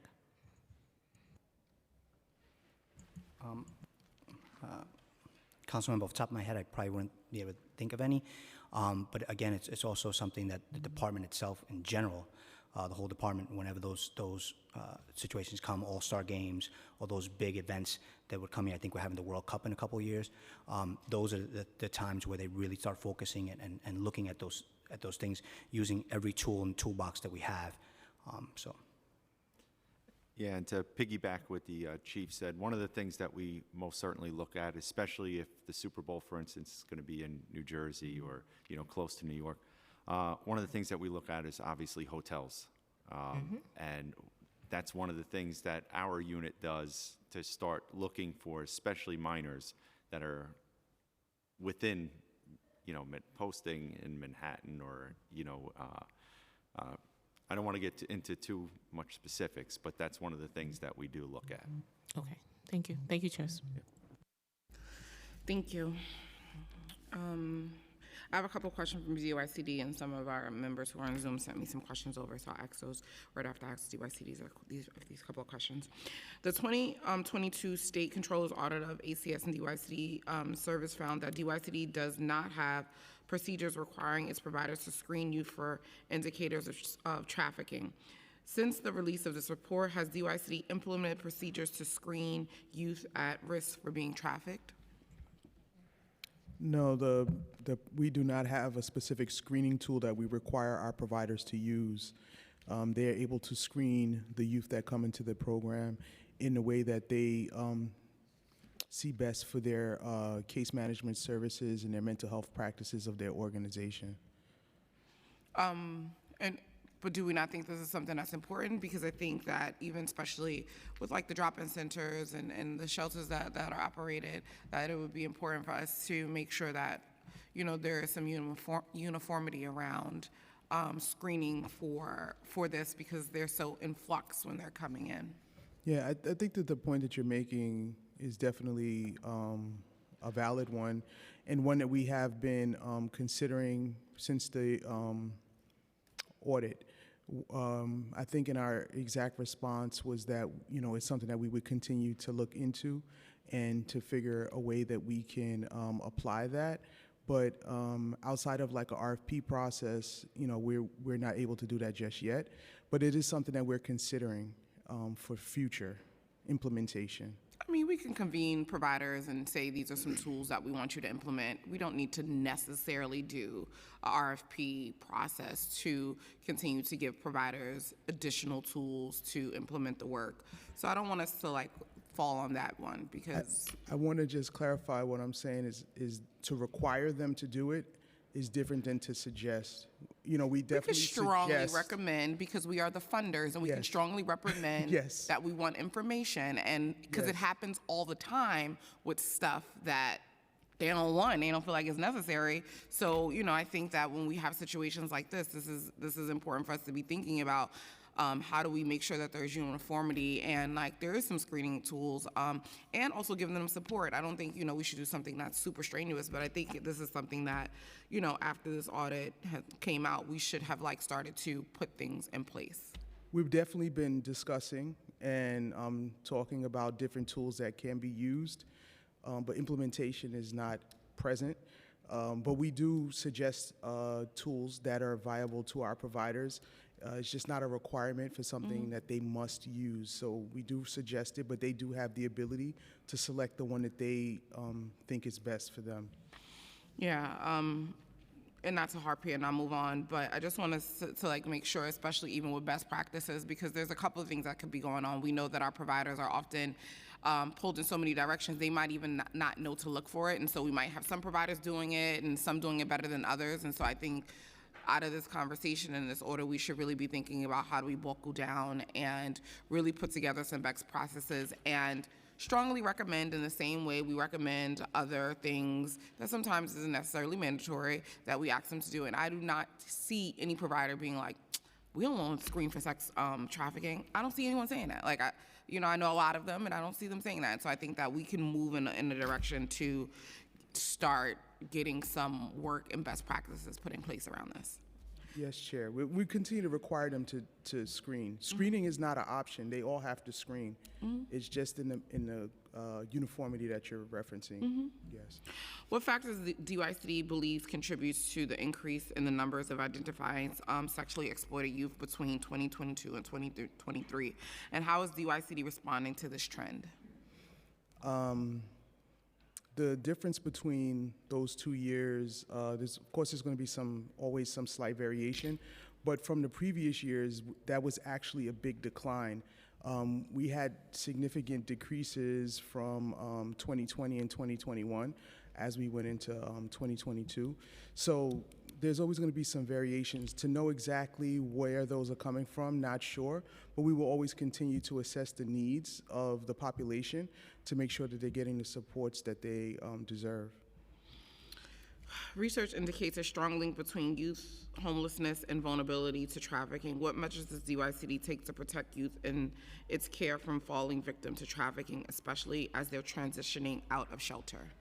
I think that for us, the main approach that we've used is ensuring that our providers are trained. This is a requirement is for all of the individuals that work with youth in all of our programs are trained in the identification and also how to work with youth that have been exploited or sexually trafficked. So making sure that they all have the trainings, and we monitor that as part of our program performance to ensure that every single staff member is actually receiving that training. And if they're not receiving it, then it would be compliance issues that would be followed up in our technical assistance and support. Okay. And I do want to acknowledge we did get an additional 100 beds for 18 to 24, so no one fought harder for that than me, and I know you guys are super excited about it because I can stop asking you about it every time you show up here. So that's one last question for you guys. But DYCD serves up to 24-year-olds, but Safe Harbor Act only provides protection for youth under 18. How does DYCD respond if they identify trafficked youth who are between the ages of 18 and 24? The approach is the same regardless of the age range. We do not treat a youth that has been sexually trafficked or exploited who is under the age of 18 any different than we would treat one that is 24 years old. We would try to assess their needs and provide them to individualized services that meets their experience and their goals. Okay. A Covenant House study revealed that nearly 1/3 of the trafficked LGBTQ youth experience exploitation during homeless. What specific programs exist to support LGBTQ youth and address those vulnerabilities? All of our providers are expected to be able to work effectively with youth from the LGBTQ community. We do have some providers that specialize in providing those kinds of supports. And if a young person identifies that they would prefer to have LGBTQ specific services, they would be referred to one of those programs. Okay. And I guess even in the same way I asked ACS, how are we also working with the young people to help identify that, not only within themselves, but with others, and also just kind of like have a climate where this is actually being spoken about so they can like be aware? I think that for the work that we do, there's a lot of like workshops, group work, discussions that take place in our drop-in centers, as well as in our residential sites, where they're discussing, all of these issues and helping to assess the needs of young people. But youth choice and youth voice is the cornerstone of the work that we do in the runaway and homeless youth community. So, if whatever youth identifies they need is what the expectation is that they will receive. So if they want specialized services for a particular issue, and we work with them and we identify that becomes part of their goals, then we would make sure that they receive it, whether it's directly or by referral.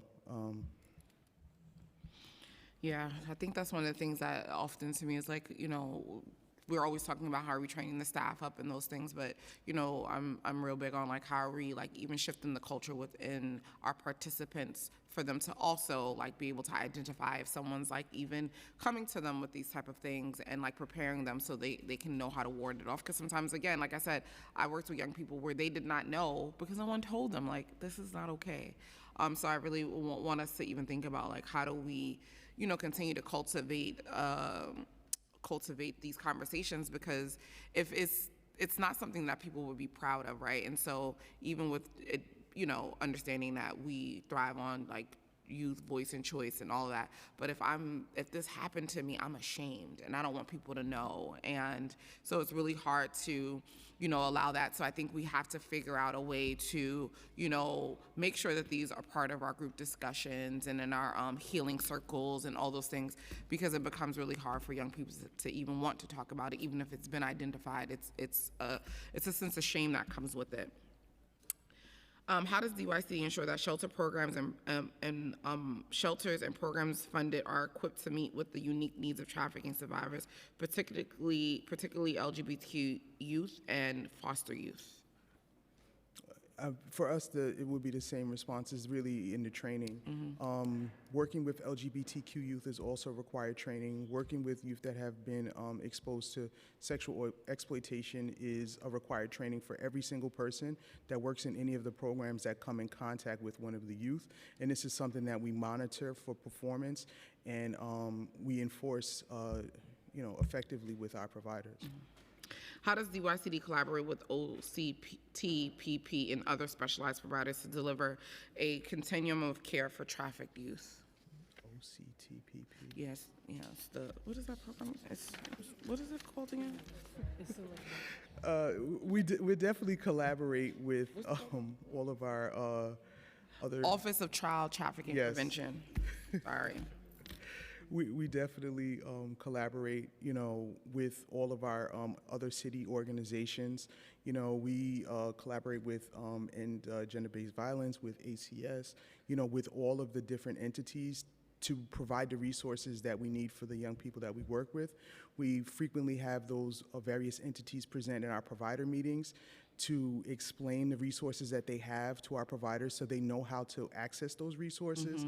And in more specific instances, sometimes we make intentional connections between providers that may, need more support in that area, or they have specialized population needs directly to those entities. And I know ACS talks about that they have credible messengers and folks who've been in this work. How is that on the RHY side? Is it the same thing? Do you guys also have like a credible messenger program and folks who are survivors and who've been through these things to also to relate to these young people? Is that something that you guys, work with providers on identifying with staff?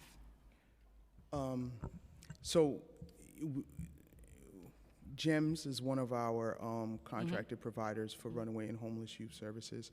So GEMS is definitely one of the organizations that uses that model. Yeah.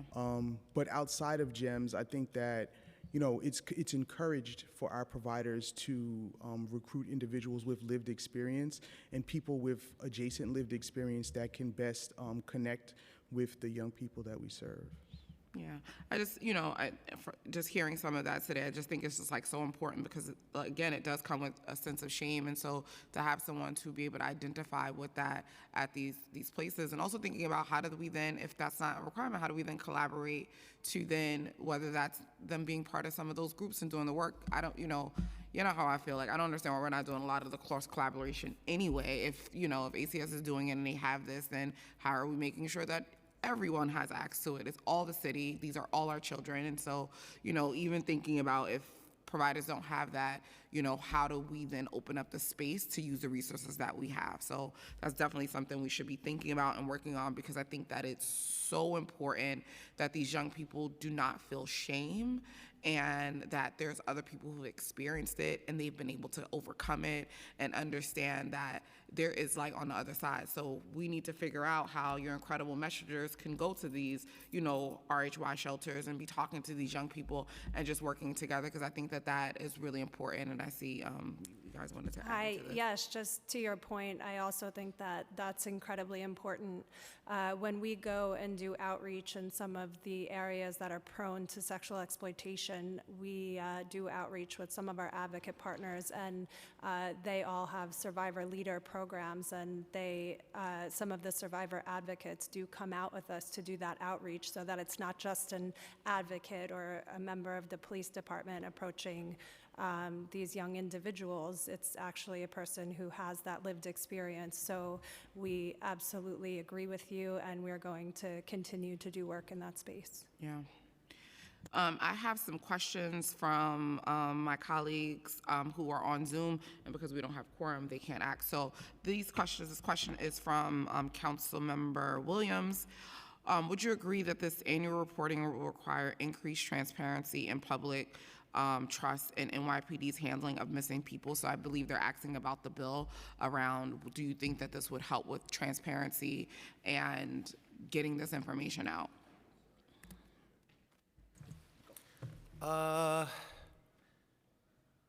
More eyes on something, sure. But what I want to do is I'd love to work with council to actually figure out, I'm telling you, it's a lot of data, right? So I would love to work with you to figure out what gets you exactly what you need without having to be too onerous of a pull every time. You and I have spoken about this before at other hearings. This one wasn't a clickety-clack boop. You always talking about there's no clickety-clack boop with the data. I'm telling you, I'm going to keep talking about it because listen, you could get the data and you could make it clickety-clack. I did get it, but I spent a lot of time doing a stick count myself, making sure it was in some type of digestible format for y'all. So, yeah, in summary, yes. All right. Do you, could this reporting lead to improved community outreach efforts in an area like Jamaica, where significant immigrant populations, ensuring that non-English speaking residents are aware of the resources available for reporting missing persons? So, you know, I believe she's just hinting at, like, in Queens, they have a big thing around this, especially in immigrant populations and folks who don't speak English. Do you think that this reporting could, like, actually help some of that? Is the question in regards to missing persons or human trafficking, or missing both, or person, yeah. Missing persons, This is the gotcha. report. Yeah, I think our people internally always have eyes on where we're seeing things spike and where we're seeing things go down. And as a result, we specifically target resources to those specific areas. And that's in all of our campaigns. In the Crime Prevention Division, elder abuse, I appeared before the committee to talk about that. We go to the places where these people are. So we use these numbers to determine what we're doing. So I think we're already doing that. I think this is just something for the public facing, I guess. Yeah, and that's what she's getting at, like having the community being able to like identify some of this information, because even her next question, would you agree that the visibility of precinct-specific data would empower community leaders and organizers in Jamaica, Queens to advocate for more focused interventions and resources? Yeah, I think you can't wrap your arms around an issue until you actually see like the nuts and bolts of it, so yeah. All right, so you agree with all these things. Love it, great, so love that for you. All right. Well, next question. This is from Councilmember Savina Brooks Powers. This is for NYPD. Does the NYPD have any data available specifically on missing children? If so, does this include data broken down by ACE, RAGE, and contributing factors? If not, does NYPD track this data? Yes, to 80% of that. I don't know what contributing factors means. Did they give any clarification on what that means? Or other contributing factors, like other things that might go along with like why they might be missing, other than like ACE, RAGE, and. Yeah, so the director just pointed out maybe mental health or something else related to that. You'd have to dive into every individual case to figure that out. But yes, we do track by precinct, age, race, gender. All right. It's a lot. I'm just saying. It's okay that it's a lot. Like I don't. Why are we afraid of it being a lot? Like it's important for us to know that it's a lot. So then that gives us the information that we can fight for to get you more resources. So I don't care if it's a lot, and I'm sorry that it's making your job harder. Tell them not. You know, y'all always running up the overtime. Tell them to have somebody else do it. You know. But no, thank you guys today for being here. Do you have any more questions, Chair Salam? Actually, all right. Well, there you go. Just a few very, very short ones. So I wanted to know if you can provide details about the training provided to officers assigned to work on human trafficking cases, and how often is this training updated to reflect emerging trends and best practices? Sure. Like I said before, we have refresher courses that are required. Those are mandatory 3-day courses on best practices that are given usually 3 times a year for the child abuse squads and 4 times a year for the adult and trafficking squad is included in those. And then the other training that we do is like the trauma-informed training, these are outside organizations that are coming in. And in those refresher courses, we bring in the different people to talk about the best practices. And we have experts in human trafficking that come in and talk about the law enforcement piece and the trends in investigations. Yeah, and in those, Chair, we do get topical, so every year it's different. You don't have the same three-day training every year, so depending on the new law, the rape is rape law that just started September 1st of 2024, that's something that would be in the training this year. So we always look at different things that are trending, different things that are coming out now, changes in the law and things like that that we add to our training. And last question from me, to what extent do all NYPD officers receive training on identifying signs of trafficking during routine operations or investigations?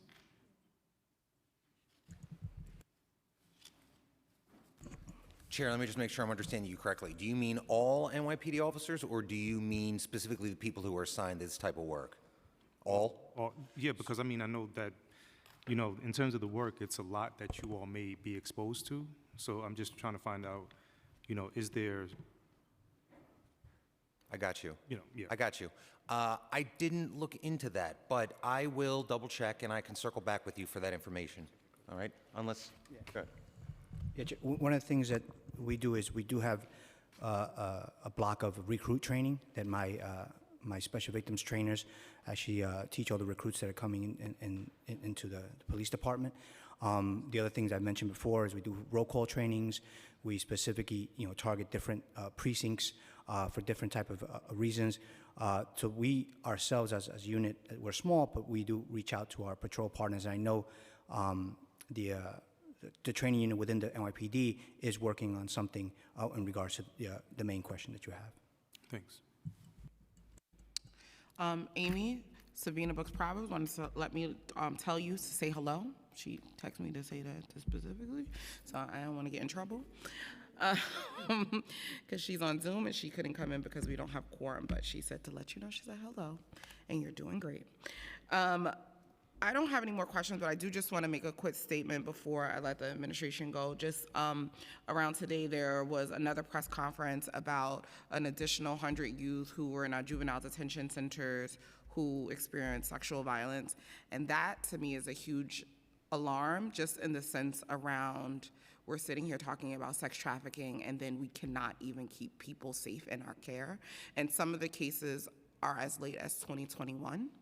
And so this is a huge problem for me. And although it is not as intertwined and related, but it is related because we know that young people who experience trauma then come out and they're more vulnerable. And so we have to think about what this looks like moving forward because this is unacceptable. And honestly, we cannot allow this to happen. We cannot talk about the underbelly and all these things, and then in our care, we are setting kids up for, failure. And this is not okay. And I just want to say that, and there will be definitely hearings and continual work around this issue because, for the last couple of months, this has been something that has been at the top of the bill where I've been getting calls from advocates and people who've experienced this, and I actually had a round table last week around this, and the stories that I heard were 100% unacceptable, and this will not be tolerated on my watch. So I had to make a statement around that as well.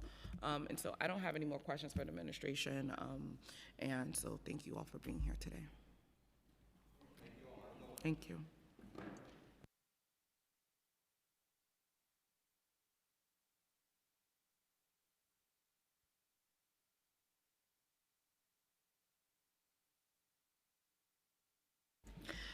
I now open the hearing for public testimony. I remind the members of the public that this is a formal government proceeding and decorum shall be observed at all times. As such, members of the public shall remain silent at all times. The witness table is reserved for people who wish to testify. No video recordings or photography is allowed from the witness table. Further, members of the public may not present video or audio recordings as testimony, but they may submit transcripts of such recordings to the Sergeant at Arms for the conclusion of the hearing.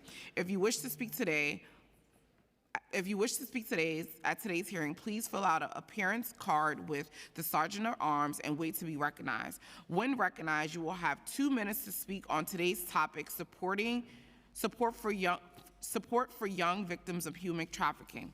If you have a written statement or additional written testimony you wish to submit for the record, please provide a copy of that testimony to the Sergeant at Arms. I will now call the first panel.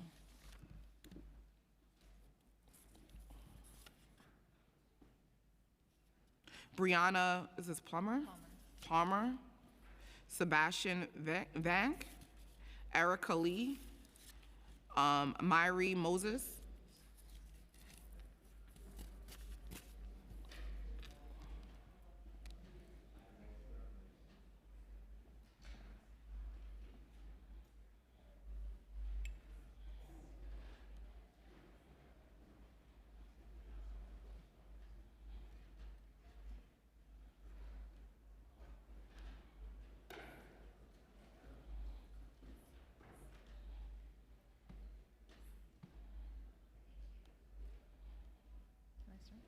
Yeah, go ahead. Good afternoon. My name is Sebastian Vante, and I am the Associate Vice President of Street Work Programs at Safe Horizon. Safe Horizon's mission is to stand with those who have experienced violence, abuse, and exploitation. We offer unwavering support and advocate for systems change. Safe Horizon envisions a world where safety is a universal human right, and we all share a collective responsibility to protect and uphold it. We strive for a society where people are safe in their communities, homes, bodies, and minds.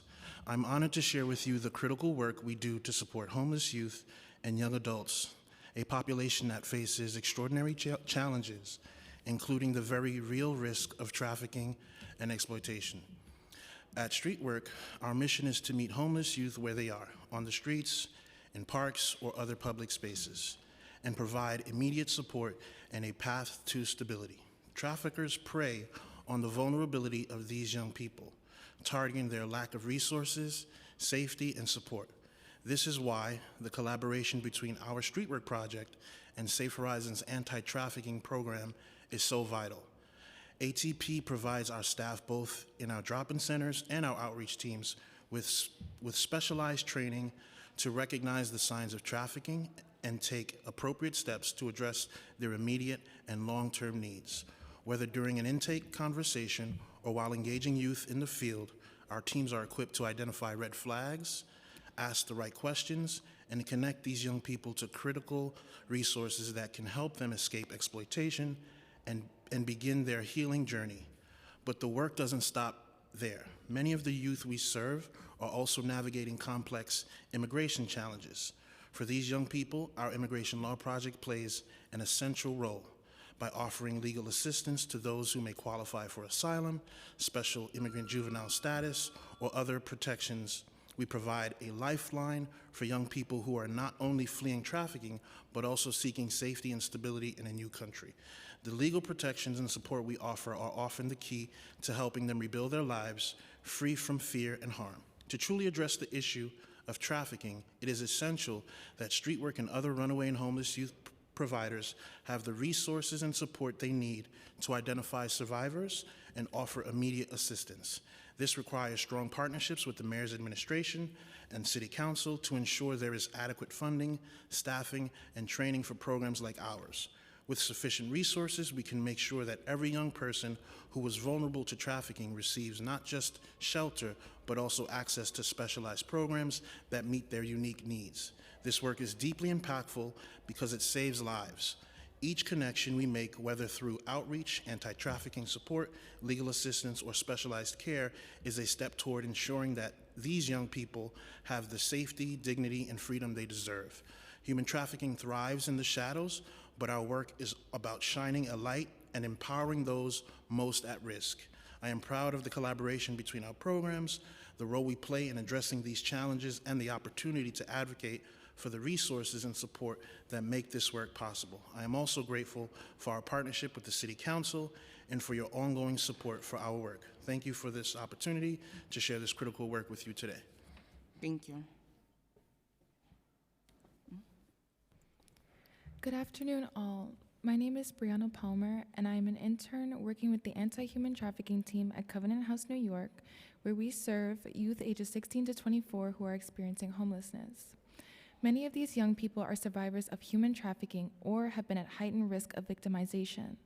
I want to thank the Committee on Public Safety and the bill's sponsors, Council Members Lewis, Stevens, Riley, Ressler, Farias, Williams, Brooks Powers, and Schulman for the opportunity to testify in support of intro number 831. Covenant House, New York is the largest provider of services to homeless youth in New York City, serving over 1,600 young people annually. Beyond providing safe shelter, we offer a comprehensive array of services, including medical care, mental health services, education, employment training, and critical legal assistance. Many of the young people who come to us have faced unimaginable trauma, including trafficking. The issue of missing persons is deeply intertwined with human trafficking. At Covenant House, New York, we know that when young people go missing, especially those from marginalized communities, they often become vulnerable to exploitation, including sex and labor trafficking.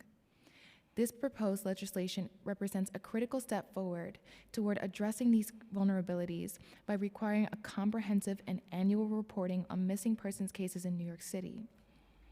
Having accurate and transparent data is essential to understanding the scope of the problem and crafting effective interventions. By disaggregating missing persons data by age, race, gender, and precinct, as well as including information on cases linked to trafficking, this bill provides a framework for identifying trends and responding more effectively to the needs of at-risk individuals. Mandating annual reports will highlight systemic disparities and trends in missing persons cases. The disaggregation of data ensures that we can see which populations are disproportionately affected and allocate resources accordingly. Requiring data on the percentage of resolved cases that involve trafficking victims underscores the link between missing persons and exploitation. This information will be invaluable for organizations like ours, which work tirelessly to support survivors and prevent trafficking. By institutionalizing this reporting, the NYPD will be better positioned to identify patterns, improve investigative strategies, and collaborate with community organizations to protect vulnerable individuals. This accountability also ensures that policies are data-driven and reflective of the realities faced by marginalized communities. At Covenant House, New York, many of the people we serve have been reported missing at some point in their lives. As a trafficking survivor myself, this was also true for me during my experience. These missing persons reports are often the first indication that a youth is in danger of exploitation. Unfortunately, existing gaps in reporting, data collection, and coordination have made it difficult to track these cases effectively and provide the interventions needed to prevent harm. This legislation will give organizations like ours the data needed to advocate for survivors, inform our services, and partner more effectively with law enforcement and policymakers. Additionally, it will send a clear message that New York City prioritizes the safety of its most vulnerable residents. We are grateful to the sponsors of this bill for recognizing the importance and transparency and accountability in addressing missing persons cases. Your leadership will not only prevent trafficking and exploitation, but also support the efforts of organizations like Covenant House New York that work daily to help young people reclaim their futures. I urge the City Council to pass Intro number 831. By doing so, we take a meaningful step forward, protecting our city's most vulnerable individuals and ensuring that no missing person is overlooked. Thank you for your time and commitment to this critical issue.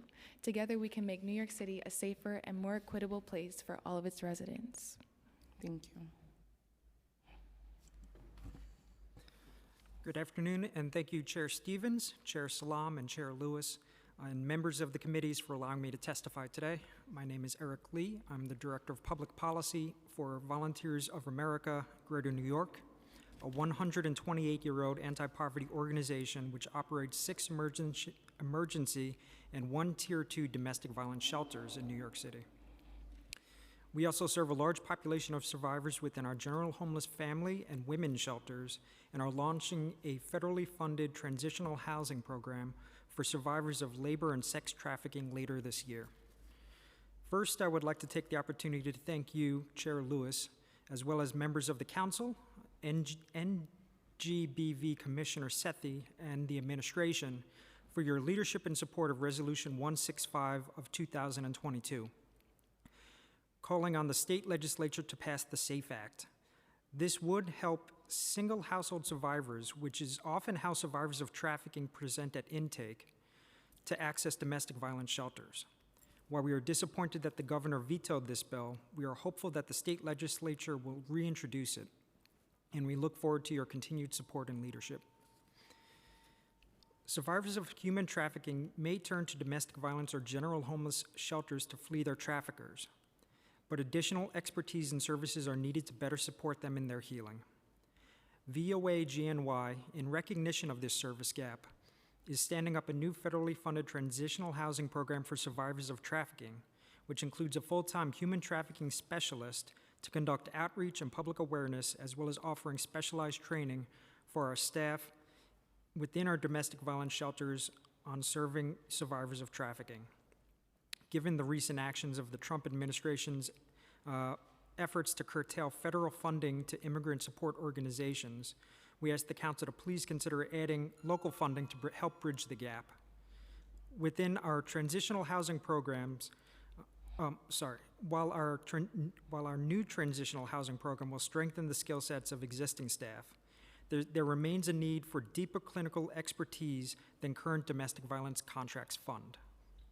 Survivors suffering from traumatic brain injuries, PTSD, and other risk factors which can pose barriers to long-term safety and stability have acute needs related to physical or emotional trauma, mental health, or other crises. Case managers and social workers and other staff across our shelter sites would benefit from additional clinical support for their most complex and high-risk cases, and the ability to better connect clients to supports and services within local communities across the 5 boroughs. We would welcome the new resources from the Council and the administration to help provide enhanced services to support survivors. Thank you for the opportunity to testify. Thank you. Thank you, Chair Louis, Chair Stevens, and Chair Salam. Good afternoon. My name is Mari Moss. I am the proud mother of 3 young Harlem girls and a community advocate for families and communities. I serve on the Mayor's Task Force to End Gender and Domestic-Based Violence, the Neighborhood Advisory Board, the Community Action Board that gives federal funding to nonprofit organizations through DYCD, and We Love Harlem Initiative. I'm here today to express my strong support for Intro 831, a critical step forward to protecting children and families and addressing systemic failures within our institutions. One of the most urgent issues this legislation addresses is the criminalization of parenthood, particularly motherhood, in domestic violence cases. Far too often, protective mothers are penalized by the very systems that should support them, with children being unjustly removed from their care. This not only traumatizes families, but also exposes children to greater risks, including exploitation and trafficking. When parental rights are ignored and weaponized, the consequences are devastating. Practices like parental alienation and systemic neglect allow harm to thrive. We already have laws in place to safeguard survivors and their children, but these laws are not consistently or effectively enforced, leaving families vulnerable and unsupported. Intro 831 is a vital step in ensuring greater accountability and collaboration. Workers in child welfare must regularly be vetted to guarantee they are following proper protocols and safeguarding families. Agencies such as ACS, the Child Trafficking Prevention Department, and the domestic violence units of ACS within the agency must collaboratively, closely work together. The Family Justice Center and the End Gender and Domestic-Based Violence Task Force must also work with a cross-cutting agency coordination. This is essential to ensure survivors are not slipping through the cracks and that families receive the support they need. Additionally, education and preventative measures must be prioritized. Young people need to be taught to recognize violations, understand their rights, and know what resources are available to them. Through collaborative efforts, preventative programs, and community outreach, we can empower youth to protect themselves and create a culture of safety and awareness. As a mother and advocate, I've seen these failures firsthand. My experiences navigating these systems inspired me to write the letter to legislation, a call to action addressing these systemic issues. Supported by leaders across all government, these initiatives align with the goals of Intro 831 by advocating for reforms that protect children, empower families, and ensure justice is upheld. We cannot afford to allow these systems to continue to fail our most vulnerable. Intro 831 is a powerful tool in the fight to educate, train, vet, and reform these agencies. Thank you. Thank you. I just want to commend you all for standing up. I don't really have a question, I don't think. I'm just thinking about what else can we do? And I'm thinking about that from the perspective of even classroom education, that allows for folks who are vulnerable, who may not necessarily know or understand what it is that they are experiencing, and also for friends who might be able to stand in that gap to assist in some way, form, or fashion. So I'm not sure if we have all of the answers that really, really speak to the need of the vulnerable communities that you all are a part of and supporting. But whatever we can do, I'm sure we want to do all that we can for that, towards that effort. I would just like to speak to that very quickly. We just can't keep sweeping things under the rug. We keep ignoring the issues, the elephants in the room, so to speak, just to keep things comfortable and copacetic. And our community is very close-knit. Everybody pretty much knows everybody, our churches are like families, but we have to address the issues and not sweep them under the rug. We have to talk about them actively. We need to have forums about them if we need to, but we need to protect the vulnerable and stop protecting perpetuators of violence.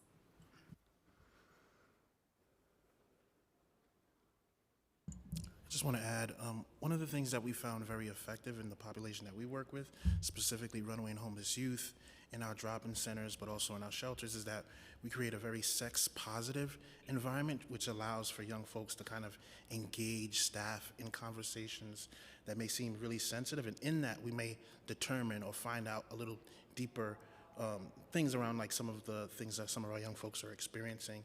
So I think kind of creating that environment that allows young folks to reach out and touch and connect with staff around things around sexual health or things that they may be experiencing that they're not quite understanding, I feel like has created a better connection in allowing us to connect them to appropriate resources. So just to kind of add to that point where you were making about school, I think, not demonizing certain things or criminalizing certain things, but allowing for that kind of open dialogue and conversations around things that we consider sensitive, like sex. So just putting that out there. And I just want to add, I remember when I visited Safe Horizons, that was one of the things you guys definitely talked about, of having a sex-positive place. So it wasn't as taboo, especially I think in a lot of youth organizations. It's always looked at as shame, and so young people don't want to talk around adults and all the things, and so which is why it leaves them so vulnerable on being sex trafficked, because there's this sense of shame that's being put on it. So definitely love to hear that you guys are doing actual outreach on the ground and going out into communities and not just waiting for them to show up in your centers and facilities and things like that. But and thank you for being so brave and showing up here today and sharing your story and putting support around this bill that I know Chair Lewis has been advocating for a number of years at this point. So I was just so happy we were able to hear, because it is a critical step. We know that women of color are some of the highest numbers around missing in this country and are often silenced. And, I had a resolution a couple years back on BIPOC women and missing. And, we had to put a lot of pressure even for the governor to sign it into law. And so thank you for showing up here and supporting this bill, because I do think it is a critical step and in the right direction to being able to identify or have some support around it. So I don't have any more questions for this panel, so thank you for joining us today. After our in-person testimony is done, this concludes the in-person portion of our public testimony. We will now move to remote testimony. If you are testifying remotely, please listen for your name to be called. Once your name is called, a member of our staff will unmute you. You may then start your testimony once the sergeant arm sets the clock and cue you to begin. I will call Jennifer, what is this? Madeira.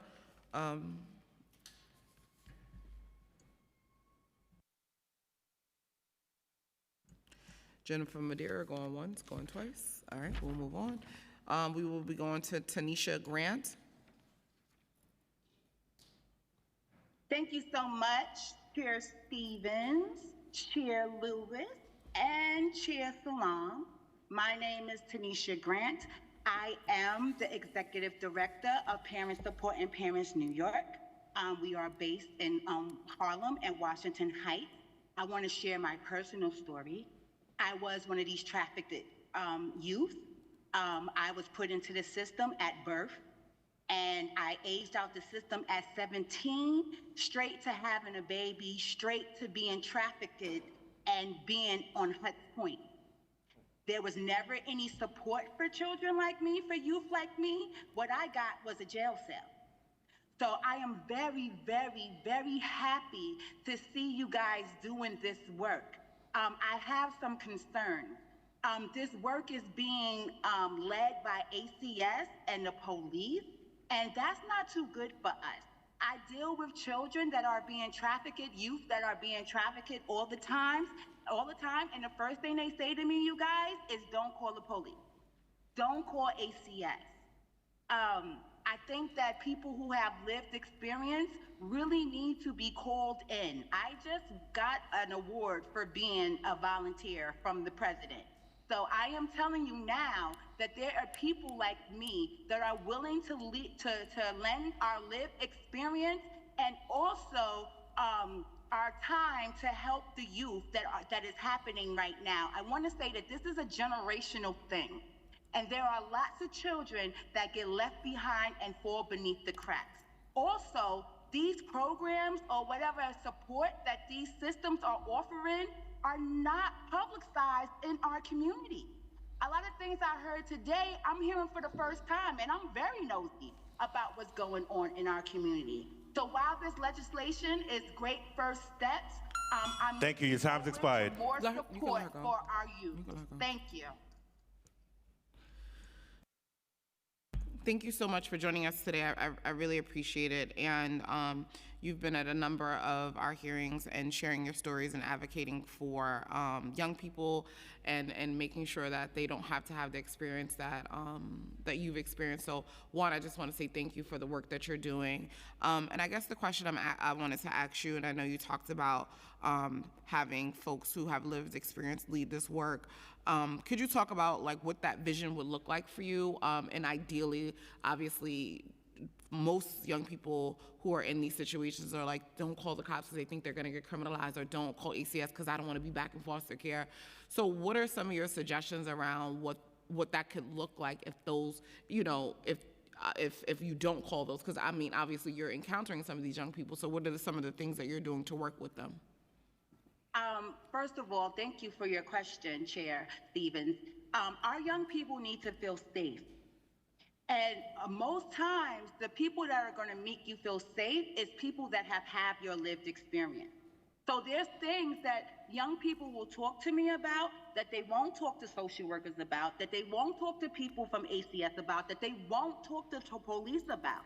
So it's really about encouraging you guys to work with people like me to make sure that when the youth don't want to go to ACS or to the police or to some of these larger nonprofits, that you have people, community-based organizations, and people in the community like me that you can call as well. But if we're not being pulled to the table to discuss these issues, and to lend our support and our expertise, then we're kind of defeating the purpose. If we're going straight to, let's give it to these agencies that we know have a horrible history of supporting our youth, then I just urge y'all to rethink that. And I'm always here, Chair Stevens, Chair Lewis, and Chair Salam. Y'all all know me. I'm not going nowhere. No, we really appreciate that. I mean, I definitely appreciate your testimony as well. I'm thinking about the cross-section of all that's been said today. And I think the voice of the victims who have survived is really speaking volumes. To that, one of the things that I'm concerned about is how do we stop this? And what I'm trying to figure out is putting those parts in place. I know you said we want to make sure that, you know, people who are victimized feel safe, and I'm definitely in support of that 1,000%. But I also want to make sure, or I shouldn't say but, in addition, I want to make sure, in fact, that this type of behavior does not go unchecked. And so those individuals that are out there doing these types of things, preying on our children, or preying on the most vulnerable, are there steps that you're envisioning that speak specifically to, okay, if we do this first, then we can do this other stuff? Because we've heard testimony from the NYPD about, you know, sometimes victims feel extremely unsafe when there's a 6'4" individual standing over them and they're just there. It's not like they're trying to intimidate, but to the victim, it feels intimidating. It feels pressuring. It feels like I'm being victimized all over again. I don't want to do this. So that's my question. Thank you, Chair Salam, for your question. I think what we need to look at are the systemic problems inside the system. As I said, I was left at birth in Lincoln Hospital. So I spent my whole childhood, I had a failed adoption and winded right back up in the system at 11. Right now, today, I sometimes have to work with the agency that traded me away, which is Children's Aid Society, which is now has been rebranded as Children Aid. But if we know our history, we know that Children Aid Society is also the orchestrators of the orphan train. I think we have a lot of systemic issues inside our system that we have not addressed. There are a lot of foster care agencies. There are a lot of people who work inside these agencies that do the same thing that people did 20, 30 years ago. A lot of times why our youth don't feel safe is because they have not been nurtured in these places, right? They have not been nurtured in foster care. They not have been nurtured by any ACS workers that they have encountered. So if we could stop the harm that where these children feel like they're looking for any type of love. That's why a lot of children get trafficked, because they are looking for someone to love them. And if they can go out on the street and make some money and have a pimp say good job, it makes them feel like they are valued. So if we can value our children before they encounter these very, very, very destructive, emotions and shower them with love and care before that would be great. We need more support inside the system to support our children before they even get to that point where they can be trafficked.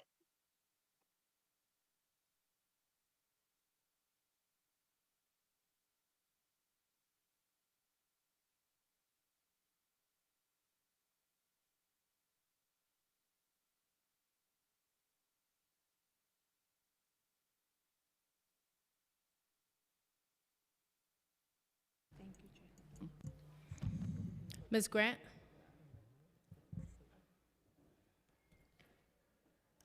Did she log off? I'm here. Hey, Chair Lewis. Hey, girl. Hey, girl.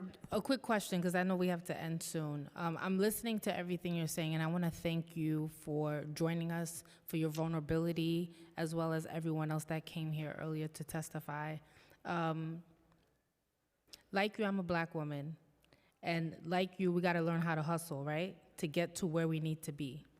And you went through a lot, so you definitely have that lived experience. I wanted to know if you could share with us briefly and quickly, how do you work with what you got?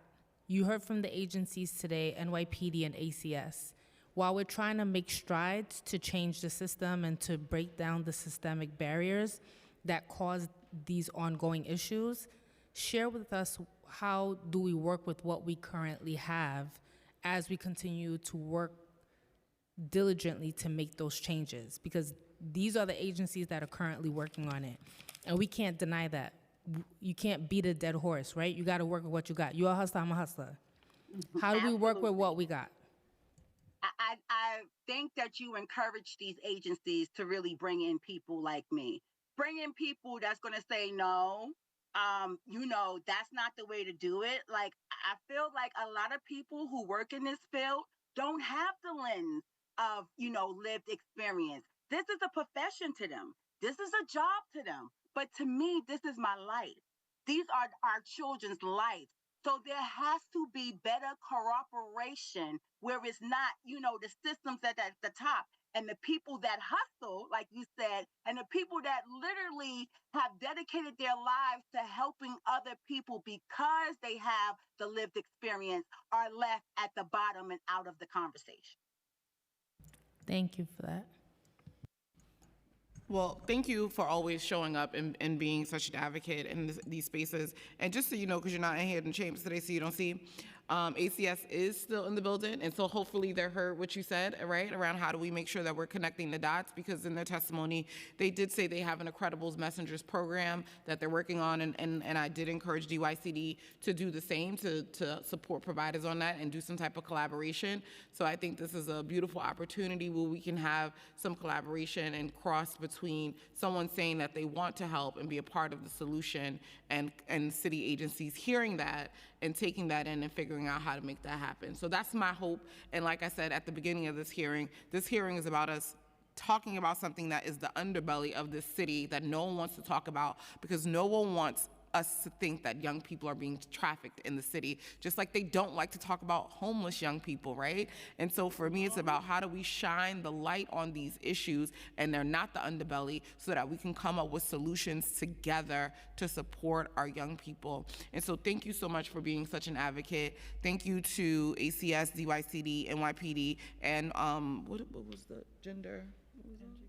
NGBE, who was also here to talk about solutions. And we're gonna continue to work together to really develop solutions that are helping our young people and making them feel safe and making them understand that they should not walk around with shame. And we should be the ones that are ashamed, because this is happening in our city under our watch. So thank you, everyone.